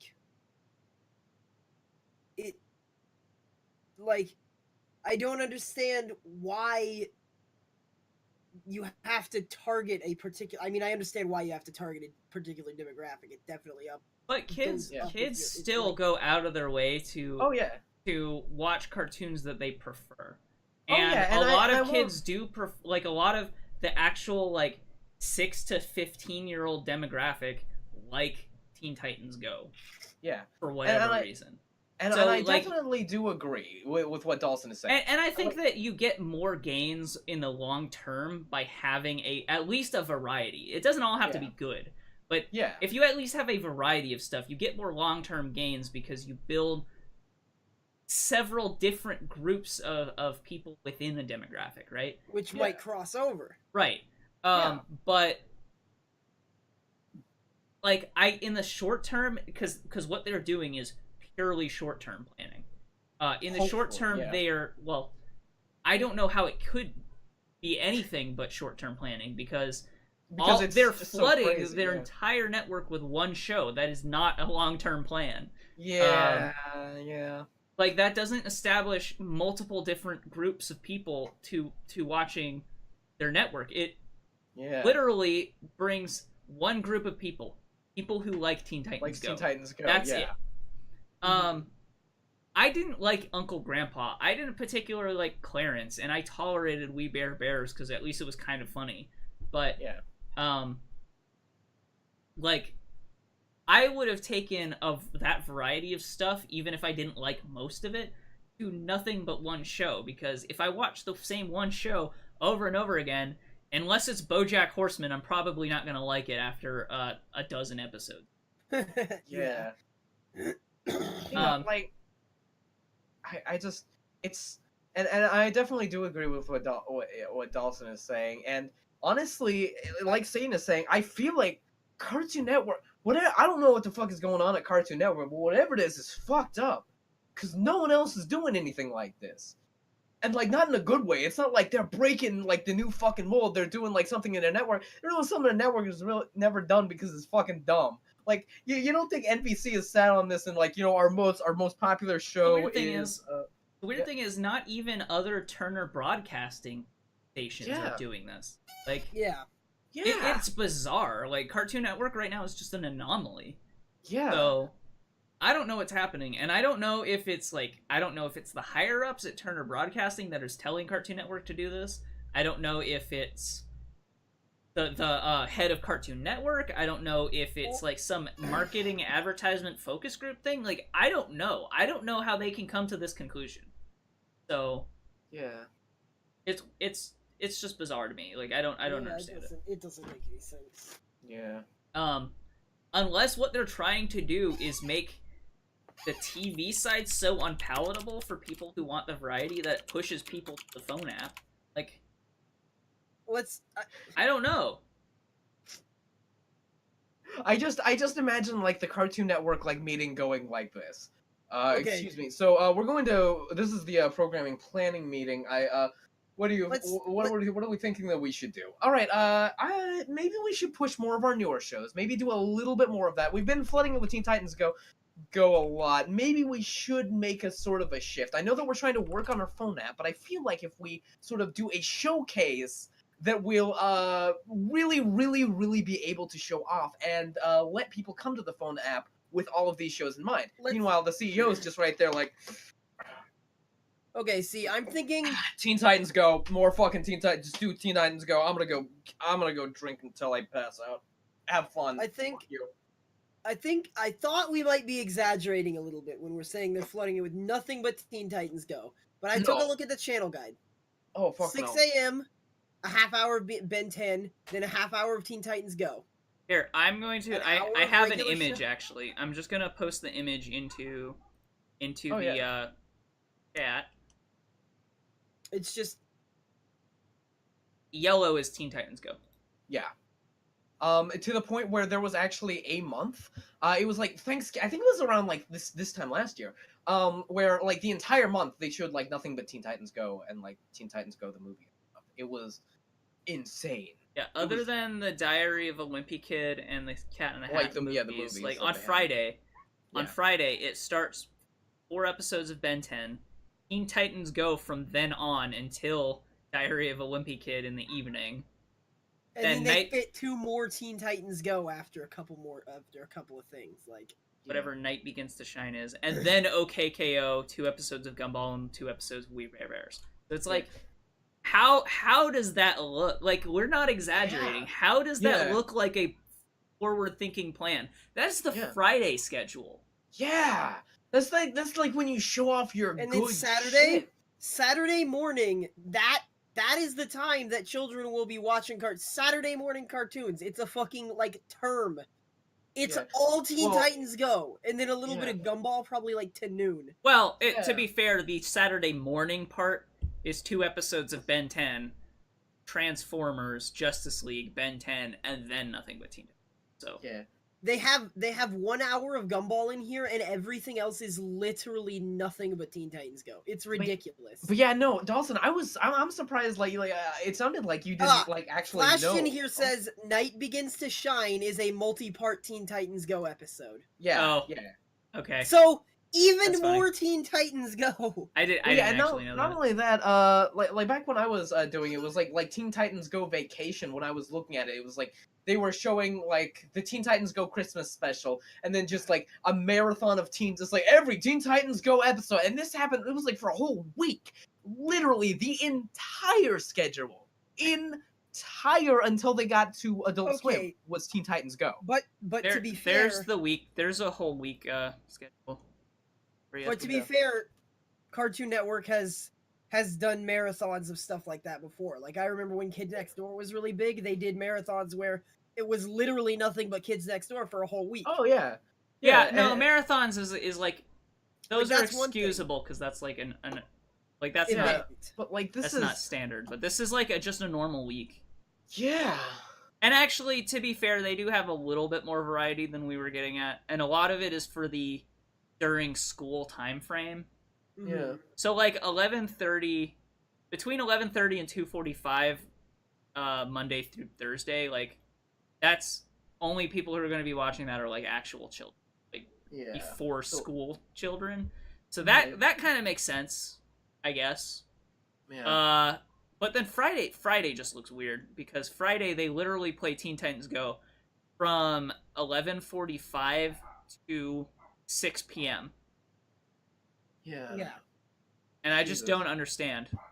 Yeah, same. I don't either. And again, it's been like this for like 2 years, 3 years or Yeah. something. Yeah. Ah, jeez. So yeah, if you think we're exaggerating when we say they play nothing but Teen Titans Go, Here's holy another fuck, thing. we are At least not. on Saturday they play Gumball from like 1 to Yeah. 3. Not and it- airing this week. Adventure Time last seen in October. Ben 10 Classic last seen in November. Fucking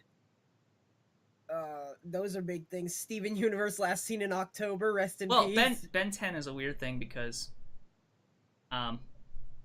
they make a new version of Ben 10 all the time. That's true. Yeah. And right now Yeah. there is a version of Ben 10 airing, so Yeah. Okay. Sonic Boom last seen in December. they are airing 5 new shows though next year. Apple and Onion, Craig of the Creek, DC Superhero Girls. I think Lauren Faust is involved with that one. Yeah, that one. Oh, yeah. Mega Man is. I'm surprised there's a Mega Man series coming, and Summer Camp Island. All of those sound awful. Crack And the Creek- there's sneak peeks for something called Unikitty. So Oh yeah, I've heard things about Craig of the Creek actually. I can't remember what like animator is working on it, but like it might be one of those that turns out into a breakout hit. People are getting a little excited about Craig of the Creek.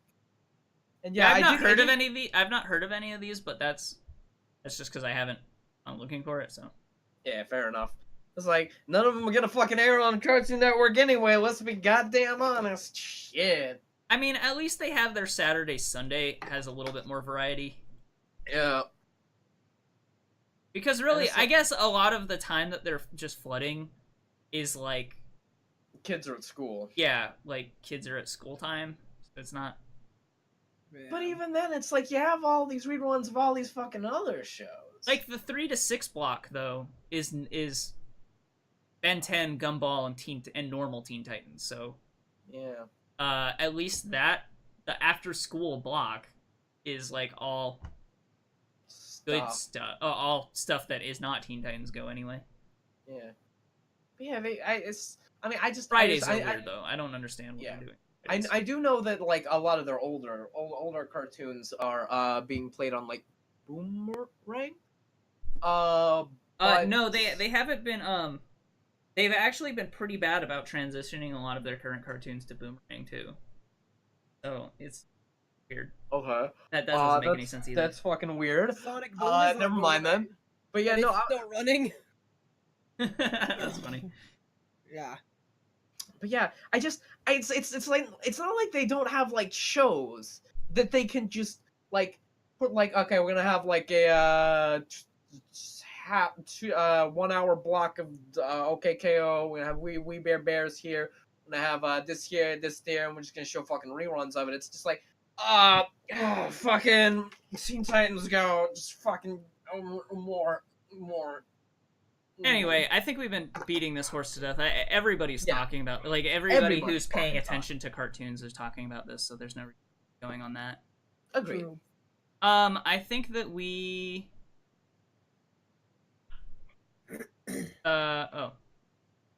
Okay, so everything that... I think that's basically everything that we've watched this week, right? Watched and played, Yeah. so... Yeah. Why don't we go to break for a few minutes? I played League of Legends. Do you want me to touch briefly on Runes Reforged? They rolled out that huge update. Yeah, okay. Why don't you talk about that before we go to break? So, right now might be the most premium time to play League of Legends. It has this update that, like to go back to League of Legends, not to play it, to start playing it. Fuck it. If you don't play League of Legends at this point or have never, just don't do it. It's not worth it. Don't get into it. I'm sorry. Okay. All right. I agree. But this new thing has shaken it up so much. It's bigger than any other. Like, they've updated masteries in the past, but it's way bigger than that. Like, runes are completely off the table. There's no hidden power or anything. You can just hit tab and see, oh, if this guy hits me with a spell, he's gonna shoot an extra little comet at me. That's what his little mastery does. That's the thing he has. That's it. And then there's like minor things like you might get more movement speed in the river, or killing wards. You know, I kind of damage. Like, I'm of two minds about this update to runes, because on one hand I did enjoy being able to customize my characters a little bit more. And yeah, what ended up happening was you got a lot of sets that were essentially the same, but for instance, like, I took attack damage on one of my support because I knew that like I would be in lane and I would, even as a support, would be hitting people in the face with my auto attacks. So for that particular character, I took that book. So you still get bonus damage or ability power, depending. So the way it works is you get two sets of traits, right? There's like sorcery, domination, 80 carry. There's like 5 different sets of traits you can pick, and in your primary trait you get to pick the keystone, which is the big thing that will affect your gameplay. And then 3 minor traits. And in your secondary, you get to pick 2 minor traits from the list. Can you go anywhere in this talent tree? Like, can I take an attack damage keystone and then, like, support other stuff? Is that even, like, an option? No. So it's like a tree. You kind of. So you can take, like, the damage tree over here. Your keystone, you get bonus attack speed when you hit somebody 3 times in a row. Or whatever. That's just an example. And then you take 3 things that are in the damage tree, right? But you have like 9 or 10 options of things that are in the damage tree that you can take. And then over here, if you want to be beefier, you can take like the tanky tree, and you could take some, like, any of those 9 things. Like, you could take you gain bonus CC reduction when you use a summoner spell, or you could take stunning somebody causes people to heal off of attacking them, and you get little things like that. So you get 1 line here, and then a minor line with only a couple of options on the other side. Right.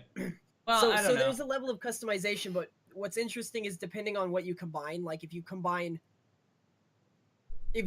damage and tank over here, you'll get like bonus health. And if you combine magic damage and regular damage, then you get a huge boost to your AP.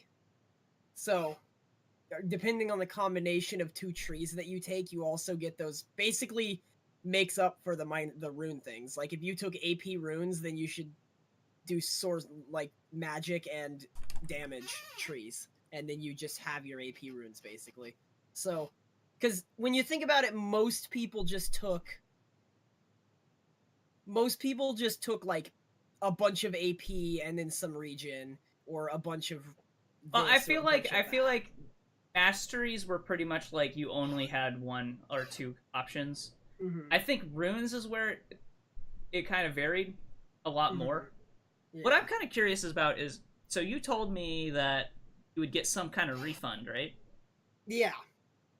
So I got enough IP for runes. What about RP for rune pages? Because I had 10 rune pages. You do not get RP back for rune pages, but any rune page that you bought with RP, you receive a like, I believe it's a free chest and key combination.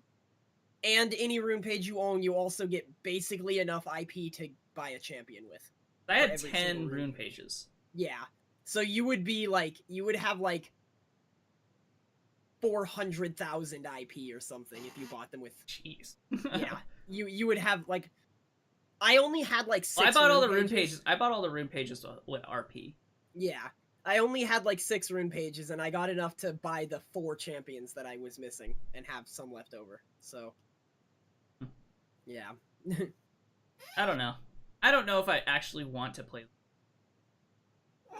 Yeah. Okay. I mean, yeah, that's fair. We played like one game earlier, like a couple. I played a few games when I was at Dalson's place, and we played a couple together, but I don't enjoy that game anymore. And all my issues with that game were still there when I was back. Yeah. So I don't know. Yeah. I enjoy Heroes of the Storm and Battle Right because they're shorter. I'm not locked into place for such a long time. And ultimately, until they fix that about League of Legends, that's... Well, there's only so much that they can do to fix it. Well, for one thing, they could lower the surrender option down again. They did. You can surrender at 15 minutes now if it's a unanimous decision. It's not majority rules on the 15-minute surrender, but 20-minute surrender is still majority rules. So, because they don't want to like just let you surrender at 10 minutes, because then it's like you can win a game that you're losing at 10 minutes into the game. Yeah, but it'll take an hour. Yeah. Honestly, I don't know. It's weird because the thing that I like about Heroes of the Storm is it's not as rubber bandy. You can tell when you're gonna lose. Yeah. Can you surrender in that game? I don't even remember if you can surrender in Heroes of the Storm. I don't think you cannot. But you lose games so fast that it's like. Yeah, that it's like, okay, all right, the game's been going on for 10 minutes. Holy shit, this game's lasting a while. This game's gone on for a whole 10 minutes. Holy fuck. It's not quite that short, but yeah. Yeah. Okay. Yeah, I don't know. That's interesting. I say that it's fun right now.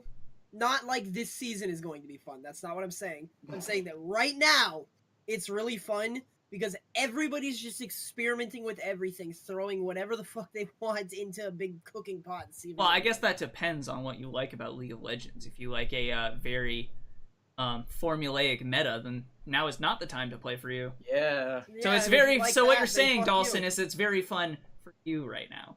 Yes, because when I experiment and have fun, I don't get called a fucking dickhead because I'm trying to see if something works. Yeah, but that's like your problem, not theirs. No, it's their problem because I bring it in the game with me. Anyway, I stopped the recording on X. I meant to hit studio mode and I hit stop recording. So that's going to be broken up into things. I might as well just stop. Okay, in that case, we're going to go to break. Studio mode. What time are we coming back? It's 6:45. Man, we've been going kind of a long time already. Mm-hmm. Yeah. We've been doing that recently. Yeah. Well, yeah, but I don't know. Why don't I? Because I really need to go do something real fast. So Okay, why don't you give me I don't know, 650. minutes, 650 5 minutes. Oh, Yeah, that's fine. 650. or 550 Oh, for us. okay, Also. yeah. Oh, that's right. I'm sorry. So yeah, I keep forgetting. Yeah, I know. Me too. In fact, what time did we start? 5 for you. no, we. Oh, an yeah, hour and 40 5. minutes ago. Okay. Yeah. Anyway, so we'll be back in 6 minutes, 5 minutes now. Yeah, something like that. Okay. Right? Oh fuck. Okay, we're back. Okay, cool. Hello. Hi. Hello. Good morning. How's everybody doing this fine evening? We've been through this.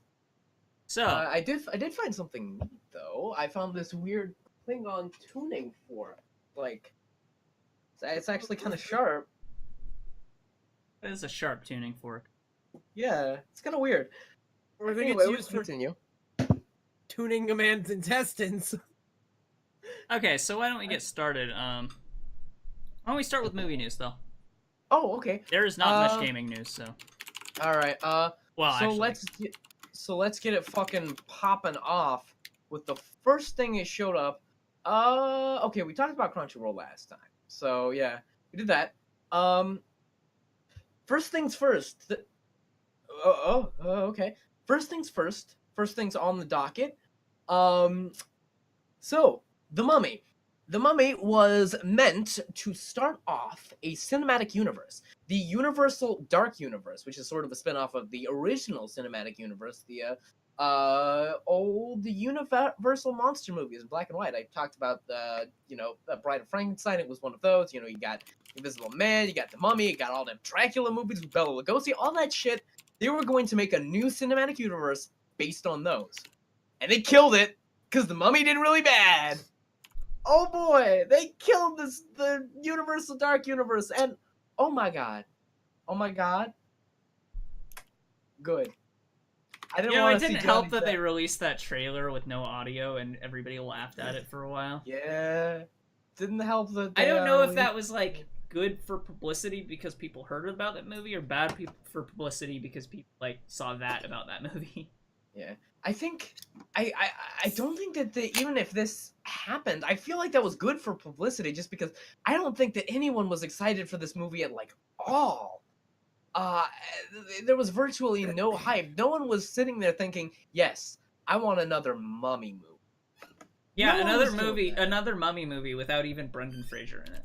Yeah. Because they were trying to build off the hype of like the '90s movie, but again, they were trying to do the whole Universal Dark movie and trying to do like the Mummy, which it's weird that they would start on that one. Yeah, I want a movie.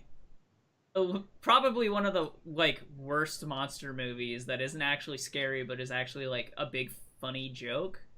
Yeah. Without the one thing that made it the funniest part, like without Brendan Fraser, it's like what's even the point of a Mummy movie? Yeah.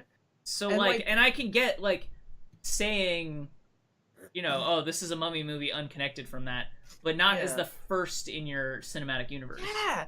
And not only that, but like the Brendan Fraser, the first Mummy movie was like this fun family adventure movie where but they're trying to do it like the 1930s Mummy movie. But the thing about the 1930s Mummy movie, that's the slowest, fucking most boring, least monster intensive movie that they could have goddamn started with. Like that's the like a lot of, some people like think these movies are boring. That's the real boring one. Like. Yeah. Why not start with the Invisible Man? The Invisible Man's fucking great. This man has the most kill count like in one movie than all of the other monsters do combined. Like this man kills like hundreds of people because he derails a train and he just jumps around being all silly and shit and just going absolutely bonkers. It's beautiful. And they were gonna put fucking Johnny Depp and make him play that shit. I'm happy this shit is dead. Fuck you, I love the Invisible Man.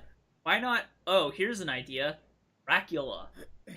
Yeah, it's not as if people haven't heard of Dracula before. Yeah, but the reason that I think they didn't go with Dracula or Frankenstein is because there were like 2 movies that came out recently about them, and they wanted to sort of mesh those into the universe. Easy. You don't even have to have like. I know that the Wolfman that they want is recently. I know the Wolfman they want is a specific Wolfman, but you don't even have to go for Wolf Man, just a werewolf, and then call him Wolfman. It could be literally anything. Yeah, werewolf, and then have him have the same name. Yeah, They Dracula did try is to a remake that particular Wolfman movie, and it didn't do great, but it's terrible either. Or I mean, they could have just. Dracula is a particular character. Frankenstein is a particular character. So if they didn't want to use those, just use Wolfman. Yeah, Like, and they he did is a make a particular Wolfman. character, but- They did make a Wolfman movie like not too long ago that was set like in the past. And it seemed like they were trying to do this stuff in like modern time. They could have just done it. I'm Lawrence Talbot, and I work as I work at like on Wall Street at a firm. Oh no, I'm Wolfman now. I'm going crazy through the streets of New York. Or all havoc broke loose. yeah, because or of just me. have him be like a descendant of that Wolfman, Hang on, or when just we have get him to- be the Wolfman, and he's been the Wolfman for fucking like 100 years. Like I don't know. I'm John Talbot. There was my I'm my John great Wolfman. yeah, my great grandfather Lawrence was the fucking Wolfman. Ah, jeez, I hope it doesn't run in the family. Oh shit, it does. It's jeez. like I found because I think in the original Universal movies it started because of some artifact, right? There was like some necklace or something. Yeah. So like, Some why not artifact. just have him find like a diary that talks about that and the necklace, Yeah. and then oops, I'm the Wolfman. Yeah. And I actually didn't see the Mummy movie. Saine, I think you did. I did not. Who the hell was the person that saw the Mummy? Anyway, I The heard trailer something- made it look bad, and I don't really like Tom Cruise. Tom Cruise. So Tom Cruise is not the best thing in any movie he's been in. I'm gonna be entirely honest. I'm not a super big fan. except for of Tom Mission Cruise. Impossible. Yeah, he's really good in Mission Impossible because he's got like great supporting characters and great writers behind it. Yeah. I feel like. Well, Yeah. and he does. I mean, and the stunts are always. Oh yeah, and he Uh, does his own stunts. He does his own And those stunts, are and they're always impressive. impressive stunts. So, Yeah. like so- that is one thing about Mission Impossible that's cool. I Yeah. mean, other than Mission Impossible, which is like a weirdly specific exception for me, I don't like Tom Cruise like at all. Yeah. I actively dislike him, and the whole Scientology thing has further made me dislike him. So I didn't see Jack Reacher, and Jack Reacher was supposedly good, and I didn't watch it because Well, it the had first Tom Jack Cruise Reacher in was, it. Yeah, and that So- makes sense. But yeah, it's really weird that they would have like Tom Cruise star in this, and apparently what I was trying to get to was this. Apparently in the end, right? They had I think it was like John Goodman played like Dr. Jekyll and Mr. Hyde or something, and he was like, we're trying to bring a team together of all of these monsters who it's like, couldn't they just do like the thing that they did in the original one where it's like they have all of these separate movies and then sometimes like they just show up and they fight like Godzilla? Like I just have like Key and Peele meet Well, I don't know. I Frankenstein? think that people are like all of these movie studios are talking about wanting to do cinematic universes, but they don't want to do the work. They don't want to actually like make the movies that are good in the first place. The thing about the Marvel movies is they were all pretty good movies on their own, and they were connected, and eventually after like more than a year or two, they finally came together in a large culmination event. But it wasn't it was like like 3 years. Yeah. it wasn't like the whole time they were trying to do that. I mean, Yeah. they were trying to do that, but it's not like the whole time they were trying to fit it together to do that. And actually, a lot of their second phase movies got criticism for being too tied. And so now when we're like at the tail end of the second phase into the third phase, you can already see that they're kind of backing away from that idea of like pushing it too hard. So I think like Marvel themselves have already been kind of like seeing that you can't push it too hard, and everybody else is doing nothing but trying to push it. So it's like Marvel is the only one who's doing this smart. And everybody wants to have their cinematic universes, but none of them are doing it right. Like, well, I would say more Disney because they're also doing the same thing with Star Wars, and that's been incredibly successful. well, Star Wars is different because it has a new trilogy and it's had That's one not- spin-off. That's not the same thing. Star Wars cinematic universe isn't like a real thing. That's like Star Wars already is its own universe. I mean, Like, that a is true, but then cinematic they are like, well, here's the thing. What they're doing is they're breaking up every year that they don't have like one of the new trilogy movies, with like an origin story or. Okay, stop. Yeah, but You're those are talking still about- like those are you're still like talking about- spin-offs though. release dates and shit. That Mhm. like, yes, they're following the same release schedule as a standard cinematic universe release schedule, but Star Wars is its own original universe. Well, I mean, you can't say that Star Wars is any more its own universe than DC is its own universe. But Marvel is its but own universe or whatever. Marvel and DC are not movie universes. They are comic book universes. The cinematic universe stems from the fact that they have been made into movies. I don't think. See, Star I Wars don't started think as a that's movie. what the distinction is. Like Yeah, for what? me, I think that the difference between that is Star Wars is a series of movies, and then it has side movies that still connect, but they're like spin-offs. Like Okay. Marvel And I is don't- legitimately like 10 different movies that connect. You know what I mean? Yeah. Mhm. Yeah, and that is one thing that I do agree with. It is Star Wars is much more linear with side stories. Right. They are definitely they aren't going nearly as crazy with that. Right. Absolutely. But also I do think the release date stuff does matter to something. Yeah. I just like if Universal wanted to do its Monster Cinematic Universe series, what it needs to do is come out with good movies first. Yeah. Come out basically. with like 3 or 4 good movies and have hints to each other, and then at some point create a movie that ties it all together. Like you don't need to. You need to focus on making the movies good in the first place, and I think that's where the money fell down. It was a bad movie.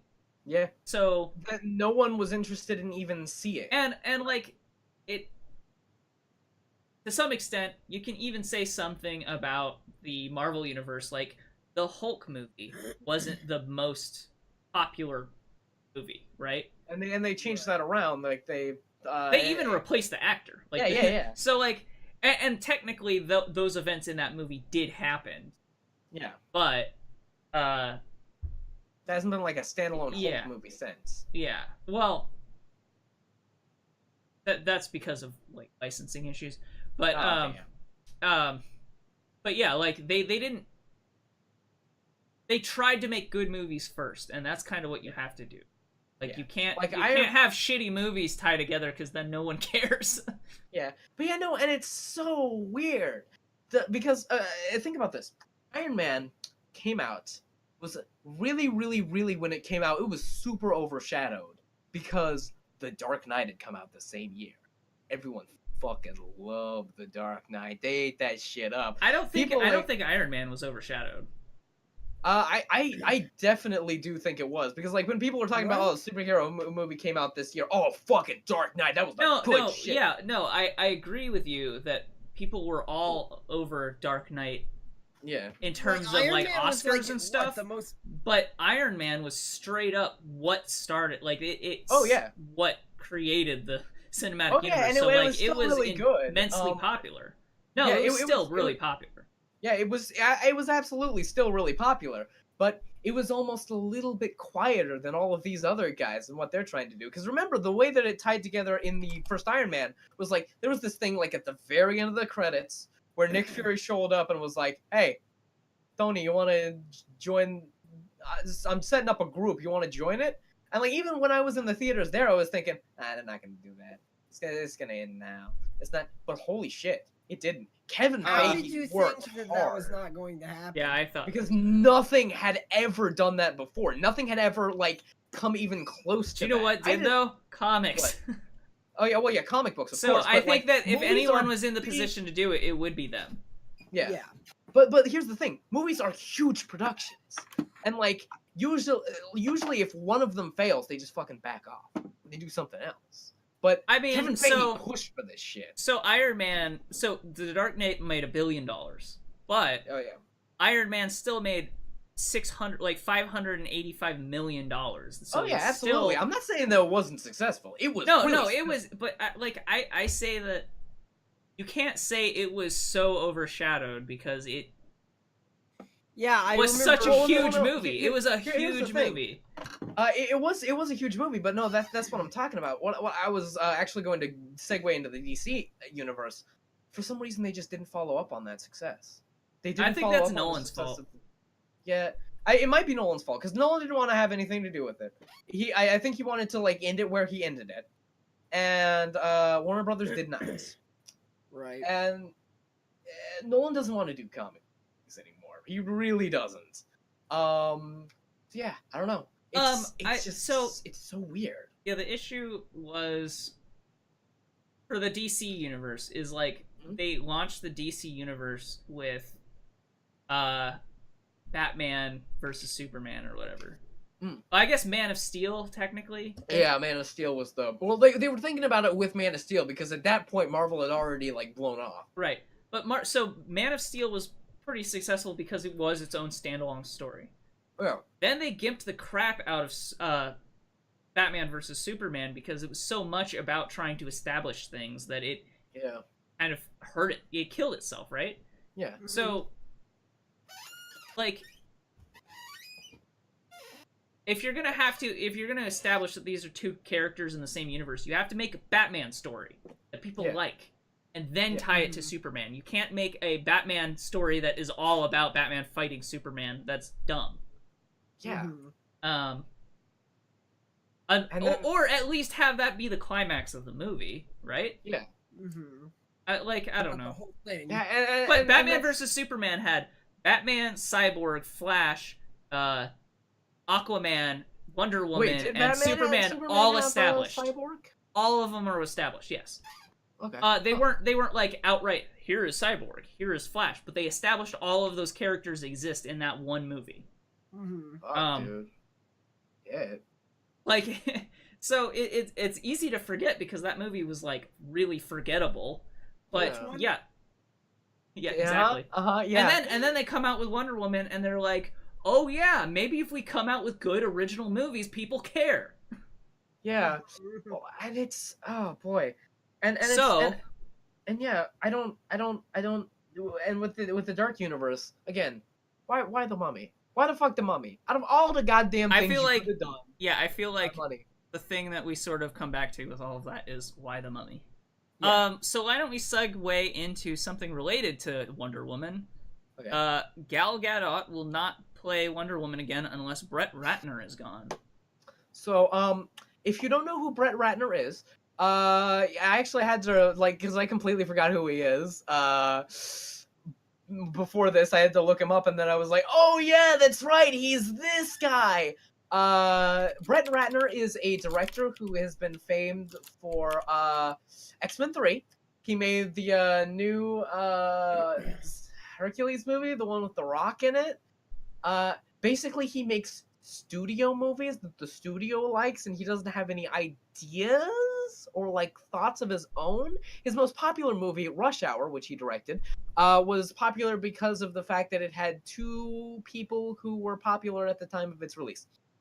And to further contextualize this, it is not because Brett Ratner is bad. Oh yeah, at his job. It's because there are several sexual harassment cases. Of course again, that have come to light about it, as well as one rape accusation. Yeah. He has been accused by 6 women, including Olivia Munn. Another accused him of rape, and most recently, Ellen Page claimed that he outed her and humiliated her for her sexuality on set. Which is kind of just a dick move. Yeah, and I could see Brett Ratner doing that. I mean, if I was so unsuccessful, I'd probably be frustrated and out Ellen Page. And I feel like the woman who plays Wonder Woman is in such a Gal Gadot. I just don't want to say her name over again because it's hard to fair pronounce. Enough.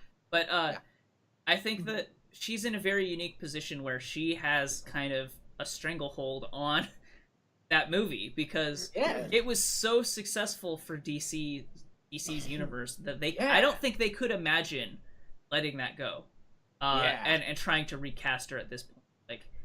If Wonder Woman had not been as successful, then they would have been like, oh, whatever, no one will notice. But at this point, it was so successful that they completely are restructuring how they're doing the DC universe because of it. Yeah. Like they're not going to let her go. If they have to pick between them, they're probably going to go with her and not Brett Ratner. Yeah. So I think this is good for Wonder Woman, but also like the whole sexual harassment thing is like continuing to go in all sorts of directions. So far. Down the drain you go, Hollywood. Goodbye. See you later, bitch. You're dying. So, transitioning from that into another thing, let's talk about Quentin Tarantino. Alrighty then. Yeah, let's go. So, Quentin Tarantino. One of the things that he was, I linked an article that was talking about like something he was basically talking about the Beguiled with Sofia Coppola, which is a movie that Sofia Coppola put out this year, if you didn't know. I think I've talked about it a little bit. I haven't seen it yet, but it is one of the ones I really want to get around before the year ends. Because it's like Sofia. Anyway, it's done really well in the Cannes Film Festival. Yeah, I don't like Sofia Coppola as a director. I feel like she made one good movie, but apparently she's like really on her feet with this one. Apparently it's incredible. Anyway, point is, the reason that I wanted to talk about Quentin Tarantino, good old cutie pie, he dropped out of Weinstein. He's their big cash cow, and he dropped the fuck out. He ain't having nothing to do with him anymore. I mean, I don't know where he's gonna go after this, but he's Quentin Tarantino, so he can go wherever the hell he wants. Yeah, I think that there weren't. I feel like Quentin Tarantino might be in the position where people might not want to work with him because he's probably hard to work. Probably. He's definitely hard to work with. He probably wants an incredible amount of creative freedom, and I don't think that many people are willing to give him that, especially considering he is controversial on accident all the time. It feels like, but and not for the right things. Like I don't know. Quentin Tarantino is always successful. Like if anybody could leverage into more creative freedom, it would be Quentin Tarantino, because and that's why he's gotten it. The only issue is when you're moving to a completely different studio, it means renegotiating stuff like how much creative freedom you get. That's all I'm saying. It might be a difficult transition. I feel like Quentin Tarantino has the capital that he could probably just finance some of his own movies and like have them released on Netflix. Maybe it depends on how much money he kept. Yes. Yeah. I don't know what his net worth is. Of... Plus, also, I'm pretty sure he has enough like friends in Hollywood that he could call them up and have them like produce some of his movies. So yeah, Quentin Tarantino's gonna sexually assault anyone? Oh yeah, we all do that. Click. Next one. Yep. So transitioning from that, let's talk about Paddington 2.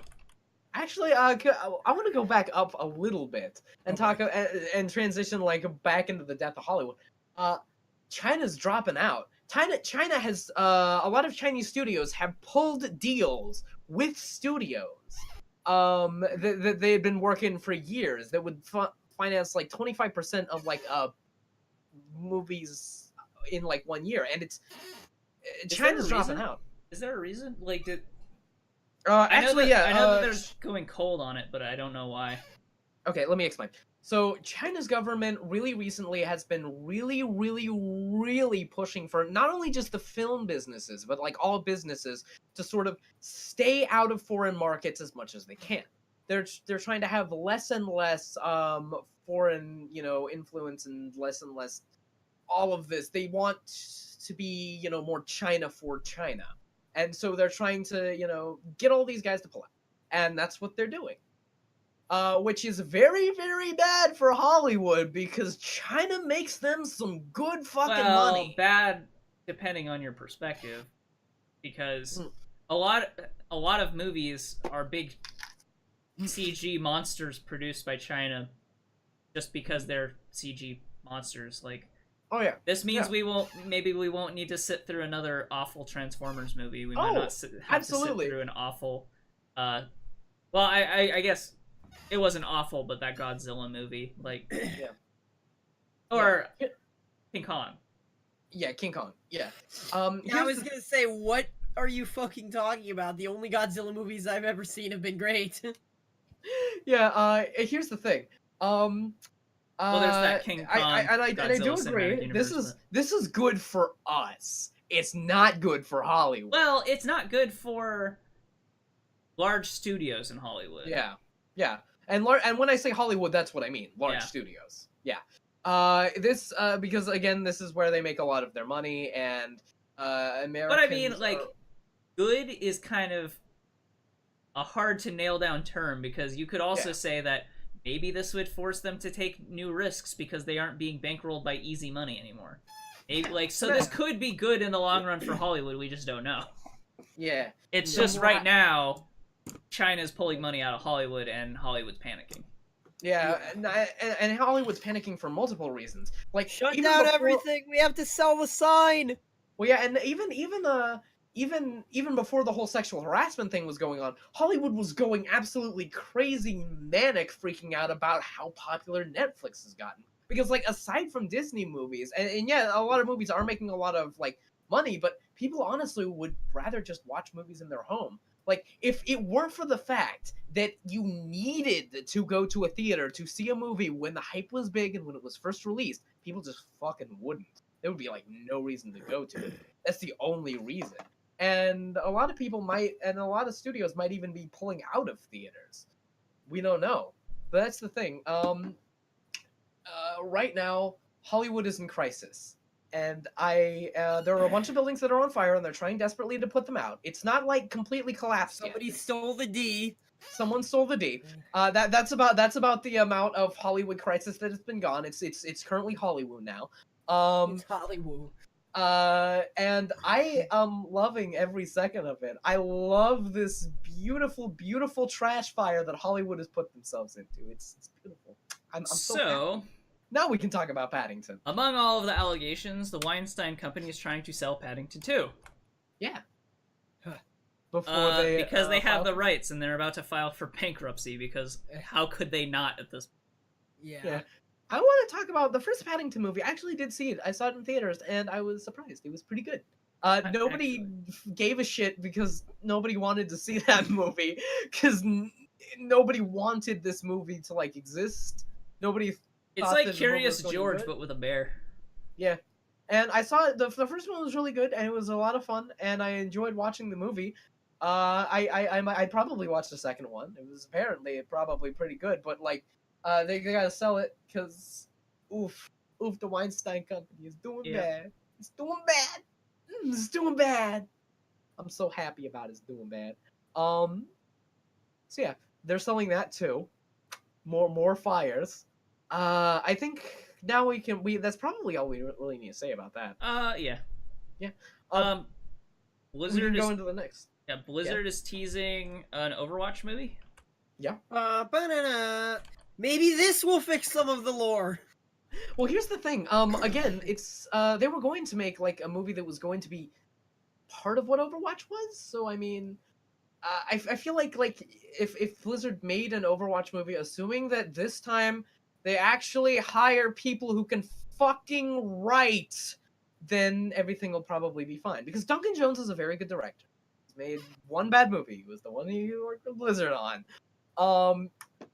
I feel like that would, like, streamline a lot of my problems with the lore. They'd probably be able to set up a bunch of stuff, have, like, a good baseline, and a lot of stuff that they could just build off of. So they did the Warcraft movie, and that didn't turn out very well. But they have had some luck with the Skylander series that's on its third season on Netflix. Yeah. I have not watched it. I don't know if it's good. Maybe I will. I don't know. Yeah. But that is the Activision side of Activision. But yeah. If anything would make a good movie, I think Overwatch is really rife for that. Like, it's in a good position. Yeah, I do legitimately think that, like, even more than, like, their other stuff that has, like, because I feel like there's just, like, that gives the movie so much freedom. The big problems I have with Overwatch are big solutions for a movie, because if you get a bunch of good writers in there, they all sit down, they all work a bunch of stuff out, they can basically do whatever the fuck they want. I mean, they have to work within like the characters that they're given. I feel like that, you're fucking I feel like whatever. Part of what hamstring the Warcraft movie is they were trying to tell the story of Warcraft. Yeah. With Overwatch, there's so little like spelled out story, that you can work around a lot of it as long as you don't talk about very specific things, specific parts. You'd be fine to do whatever. Yeah. So. And like not only, and they could set it like maybe this takes place like when, you know, Winston brings Overwatch together now, or maybe it's like a backstory where all you can do anything. Yeah, you could talk to the Omnic Uprising, which would be a lot of the older characters, or you could talk about now, which might explain why people are around. Yeah. So I don't know. That could be very good, but you know, it also has the potential to be bad. But then again, so does everything. Yeah, I think it's in a better position than most things. Yeah. Speaking of has the potential to be bad, or but good. might not be. A Hitman series is coming to Hulu. And it's being it's apparently being headed by the creator of John Wick, or was it like one of the writers? It creator. It says creator. Hitman, as in the game. Hitman? Yeah, as in the game. Yep. Yeah. And I feel like one of John Wick's biggest things is just the it does create a very good world. Derek Kolstad, the executive producer. Oh the show will be the executive producer of Hitman will be Derek Kolstad, who is the chief architect of the John Wick movie. Okay. And he's going to be the executive producer. You know, I think this is better because Hitman, like, I don't think Hitman would have ever really worked as a movie because there's too much, like, weird stuff. But they keep trying. No, they've tried over and over again. And I think the movies, like, were okay. Like, I don't know. They, at best, okay. A lot of, like, I think one of them in particular was, like, really bad. But the one that came out in 2015, really recently. No, that one was okay. The one really? before that was way worse. Oh, all right.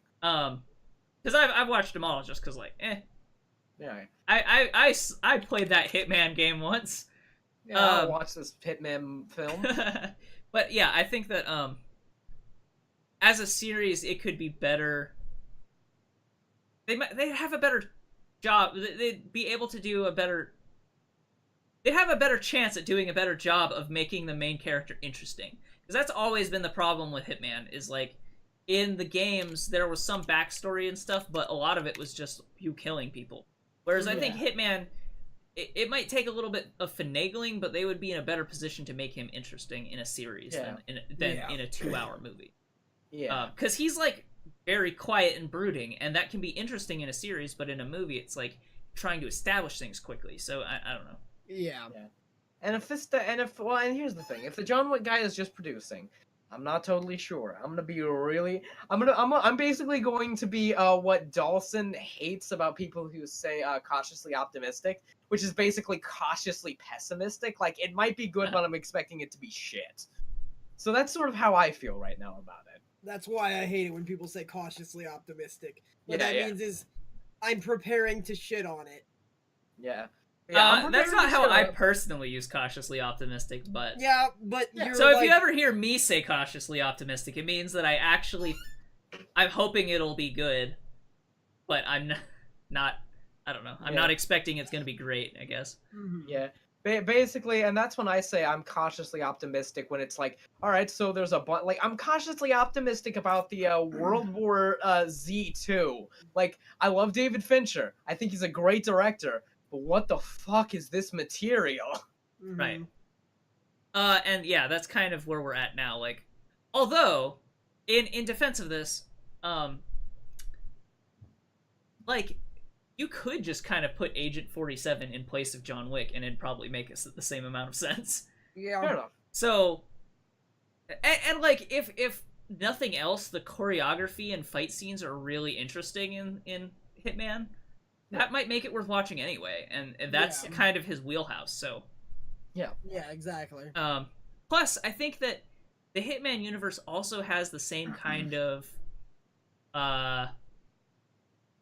like, opportunity to kind of environmentally storytell the same way John Wick is. Yeah. And to the extent that Hitman could straight up just take place in the John Wick universe. Like, I don't think that there would be anything that would necessarily stop it. It's funny because there are a ton of video games that could just fit into the John Wick universe. The only Like thing Payday? is, the only Payday thing is is, like canonically in the John Wick universe.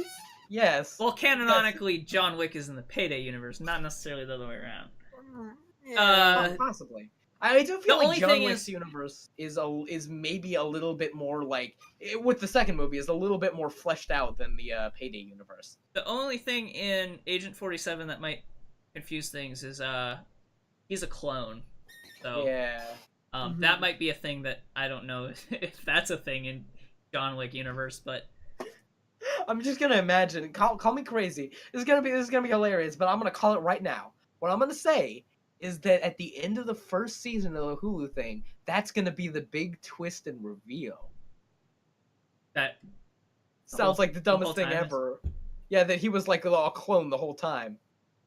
I'm calling it now. well, it's not like a crazy thing that he's a clone. It's more like, oh, suddenly I'm fighting Mies. Yeah. So it's like, I don't know. Could you imagine a well choreographed scene where both characters were the same actor? Yeah. That'd be That'd be- weird. Really Yeah. difficult. But I don't know. They might just scrap that because that was like a kind of dumb thing that nobody really cared about in the Hitman series. So, Oh, okay. like, I don't think anybody actually really cares about the story other than like it's a vehicle to make it fun to shoot. Yeah. Which is weird that they keep trying to turn Hitman into a movie.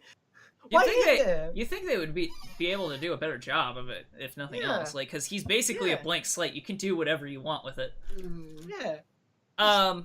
That's it for movie stories, though. Yeah, that's it. Let's go into video games. There's only one major thing about video games. Oh boy, I- that's fun. And I actually kind of want to go soon. I want to wrap this up soon, but Okay. there's a little bit more to the Star Wars Battlefront 2 loot crate controversy. I also just found even more to it. So you go ahead and do your thing first, and I'll throw it. Okay, in. I'll talk about it a little bit. So the game actually came out now, and there was a lot of complaints on Reddit about how long it took to unlock certain things. And once one person said they calculated that it would take at least 40 hours of game time to unlock Darth Vader in a game that they already spent $60 on, and they were very upset about it. And then EA tried to defend their position, kind of saying that, oh, well, we're trying to make unlocking a major character like Luke Skywalker or Darth Vader rewarding. Which just pissed people off further and made that comment the most downvoted comment in Reddit's history. Jesus. Since then, EA has slashed the cost of their characters by 75%. So, And here's where I jump in. Mhm. What they failed to mention when they said that they cut the cost of the characters by 75% is that they also cut the reward for completing the campaign by 75%. You used to get 20,000 credits, now you get 5,000. well, So I mean, maybe that's just the campaign, though. Like, I think you're supposed to actually, like, think that. EA, come the fuck on, guy. That's still some bullshit, though. Let's be honest. when they cut that by 75%, they just cut it. They just cut the campaign one so that you could buy less loot crates with it that you would otherwise have to pay for. Like, that's the only reason they did it. They tried to say that it was because it was intended to be. It was intended to. The campaign reward was intended to unlock a specific character, and they cut the campaign reward to just enough to unlock that same specific character with the 75% reduction. But really what it is if they cut all the rewards, then you could buy more loot boxes with the... They were gonna do that. Why not just fucking, like, give you that character and not give you a choice, not give you any credits, just give you that character if that's what they actually intended that for? Exactly. Man, like, we talked about this last week, but EA, guys, listen. Hey, you were real quiet for a long time. You were under the radar, not doing anything fucking evil. They were doing good things and actually making good steps with, like, how they've changed Origin and stuff. Like, they've been doing better. And then, like, just in this last year, they've been doing nothing but consumer unfriendly things. Like, yeah, like fucking Mass Effect Andromeda, this. God damn, EA. Just make yourself look more like shit. Mass Effect Andromeda wasn't anti-consumer necessarily. It was just itself. shit. It was just shitty. I believe that anything is shit is anti-consumer. But yeah, actually, sometimes I have people have bad products, but yeah. Here's the thing. I actually am reading I'm looking at the comment right now on the thing. I just want to point out the 5,000 upvoted response that someone put to EA's thing. It says, and I quote, "I wonder if Burger King wants to sell me a sense of pride and accomplishment by making me work 10 hours for my fucking fries." That's good. yeah, I liked so it. the tide is starting to turn on loot boxes, that's for sure. Uh-huh. And honestly, EA is not the worst offender. Well, Nope. well, actually, they kind of are. Yeah, Well, I don't yeah. know. I don't know how they've changed star cards. Like, maybe I don't actually know. Overwatch. They are the worst. Blizzard released a statement in response to all this loot box shit that said that they just and I quote, they flat out don't believe that Overwatch is subject to this criticism. Because it's not the same thing. And after they released that statement, people were like pretty much, yeah, okay, Overwatch is fine. Yeah, and really, Overwatch is fine. Like this is how you do it. This is a standard for good. I mean, but Overwatch has had their stumbling moments too. Like, people got upset about how in the original summer games, you couldn't buy summer game skins, and Halloween's like, and some people still complain about the prices and how quickly you stuff, and some people are upset that the holiday skins cost twice as much. I don't know, like, you need to be careful with this kind of monetization scheme. Like, and I think part of the difference too is just that, like, Overwatch, and I'm just gonna keep going back to the same argument. Overwatch is a platform, but Battlefront 2 is not. Battlefront 2 is a game that you paid $60 for, that you expect not really add significant amounts of content for free. You're going to have to pay for DLC. Maybe map packs will be released for free, but eventually there's going to be a Battlefront 3. Like, that's just like what you expect out of them. Whereas with Overwatch, when you buy the game, first of all, it costs less. It's $40. And then once you have that game, you have all the characters. The only thing you're unlocking is purely cosmetic skins. I like just the way that their business models are like compared is just different. I think another this is another thing I heard is EA again is actually considering switching their yearly release sports games into a platform. So rather than having Madden 2018, they're talking about maybe just releasing Madden, and then have that being an ongoing platform. I think that's better. Because then you buy the game once, maybe, if it's not just free. Buy the game once, and it might have microtransactions, but things like character roster updates and, like, I don't know, that there's a lot of basic stuff that you would get with each new release that would just be free content that people who like sports games can have, and then they can just further continue to support the game by buying cosmetics. They just need to be careful, because EA has to be very careful about what they do with what percentage of free content to paid content they have. Because they screwed up with NBA having, like, haircuts and just basic haircuts locked. Like, I get it if you want to have a fancy haircut locked, but you need to at least have a decent amount of, like, free standard everybody can have content, or else you're not going to want to buy in. I don't know.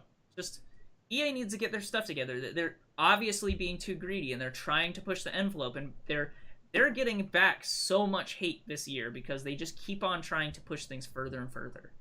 I think the only one who even got half as much controversy as EA this year is WB. Oh yeah, Warner Brothers. Yeah. Why Microsoft? I don't think Microsoft's done it. Oh, I said Ubisoft. Ubisoft. But mostly because I'm used to Ubisoft having people shit on it. Yeah. You know, that's the one I'm Yeah. used to. But actually, they're starting to learn from their mistakes. Yeah, too. yeah, So- Ubisoft isn't and doing if as you look bad. at like Watch Dogs 2 compared to Watch Dogs 1, it's a Yeah. hugely different game. So Yeah, Ubisoft the is like, we're cost trying, value guys. of like I think one of the things they added to Watch Dogs 2 recently is a free update that adds co-op multiplayer, just in open world. Holy shit! Like that's just a thing you can do in that game for free now. Like Yeah. so you try to compare EA and Ubisoft. It's like, yeah, people are mad about Ubisoft with DLC and stuff, and I don't actually know. There might be some loot box stuff going on in Assassin's Creed. I stopped even paying attention, but EA is so much like worse. Ubisoft is a place where they trip often, whereas EA, like this year, just fell flat on their face and are digging themselves into a hole. Like that's all they're doing. Like I don't know. Well, yeah, and going with that metaphor, Ubisoft fell on its face and was like, "Oh shit! Oh god! Oh jeez!" and just ran away crying as everyone laughed at them. Meanwhile, EA falls on their face even harder, breaks their glasses, and then everyone starts laughing at them, and they just go, "Fuck you! Fuck you! I hate all of you! Y'all are assholes!" and just dig a hole deeper from EA. My guys, Yeah. what the fuck? Come on, man. You gotta work with us. Okay? You gotta work with us. It doesn't make any sense. Like, every other company in the world bends over backwards for their fucking customers. Every other, but the video That's not games true, industry, like, Well, and that's not Instead of- even necessarily true. They're like, I feel like Blizzard bends over backwards. okay, but like, And But Valve, this Activision company- doesn't. Activision, No, yeah. Activision. But- Even though this- they're like Activision Blizzard is funny because they're like Two-Face. Like one half's the evil half and the other half is the good half. I don't know. like, Yeah. how can you live in a capitalist society and then say you, the consumer, are wrong and we are correct? It doesn't work that way. That's not how you make money. Well, sure, And- but they're seeing what they can get away with, and they just tried to get away with a lot this year. I don't know. Yeah. Mhm. And they. But and, then I mean, instead it of didn't work. backpedaling, which people would fling shit at them for backpedaling. Well, they're not but backpedaling. They're giving. Yeah. They're That's what I'm saying. they're giving their explanation of why they That's thought what it I'm might saying. work, but They're not Yeah. backpedaling. Instead of backpedaling, what they're doing is saying that everyone who complains about this is assholes. that's or not my what they're favorite- saying, Dalsson. Like they're not insulting anyone. They're just giving Yeah. their side of what they thought they were thinking when they came up with it. Like their comments haven't been, "You guys are stupid. Loot boxes are fine." Their comments have been, "This is why we thought this would be okay." Like so. And I can understand why Dalsson is like thinking this, because like this is something that EA has done in the past. Y'all remember that entitlement shit with Mass Effect 3? I do. Yeah, they Mm. have done it in the past. I just think like it's you can't say that people are saying things that's not Oh, yeah. really. Yeah. That's all. They're not doing it this time, but I Oh, don't boy. because I don't feel like they're being vindictive about.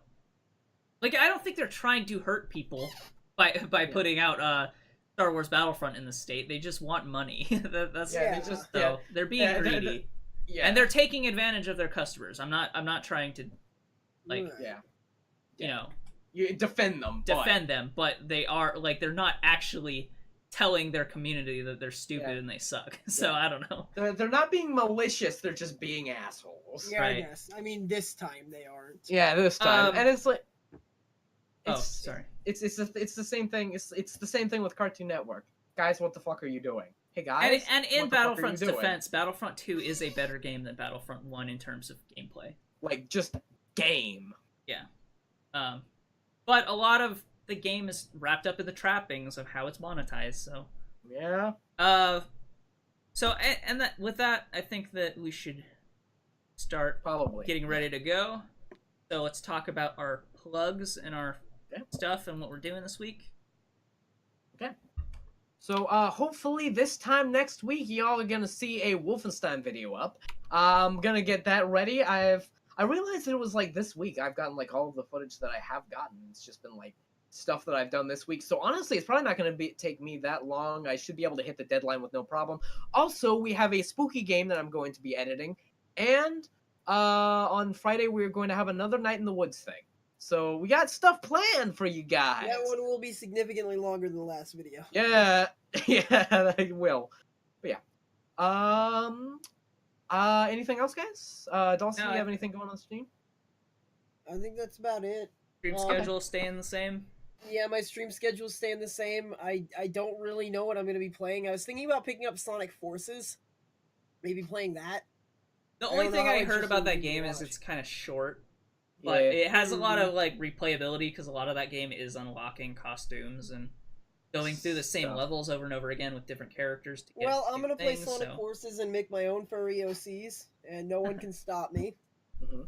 That'll be what I'm going to be doing. Mhm. Maybe. Unless Maybe. the game's really shitty and I refund it after 2 hours. I heard that most of the parts that are frustrating, the most of them are towards the end anyway. Mm. I heard that the game was like the worst of the Boost Sonic games yet, but I don't I know have how not much heard that at trust. all. I heard it. Yeah, was, I haven't heard worst of the new Sonic games. I've heard bad as the rest. I heard slightly better than most. I heard it was on par with Sonic Generations, which is a lot of If people's that's favorite. the case, I'll like it. Like Yeah. I didn't even dislike Sonic 06. I had fun playing that. I'll like Sonic Forces. Yeah, I think it's probably most comparable to Sonic 06. Or not, Sonic Generations. yeah. Most comparable to Sonic 06. Oh, fuck, I didn't hear that bad. So anyway, I think that's it. See you next time. Joining us.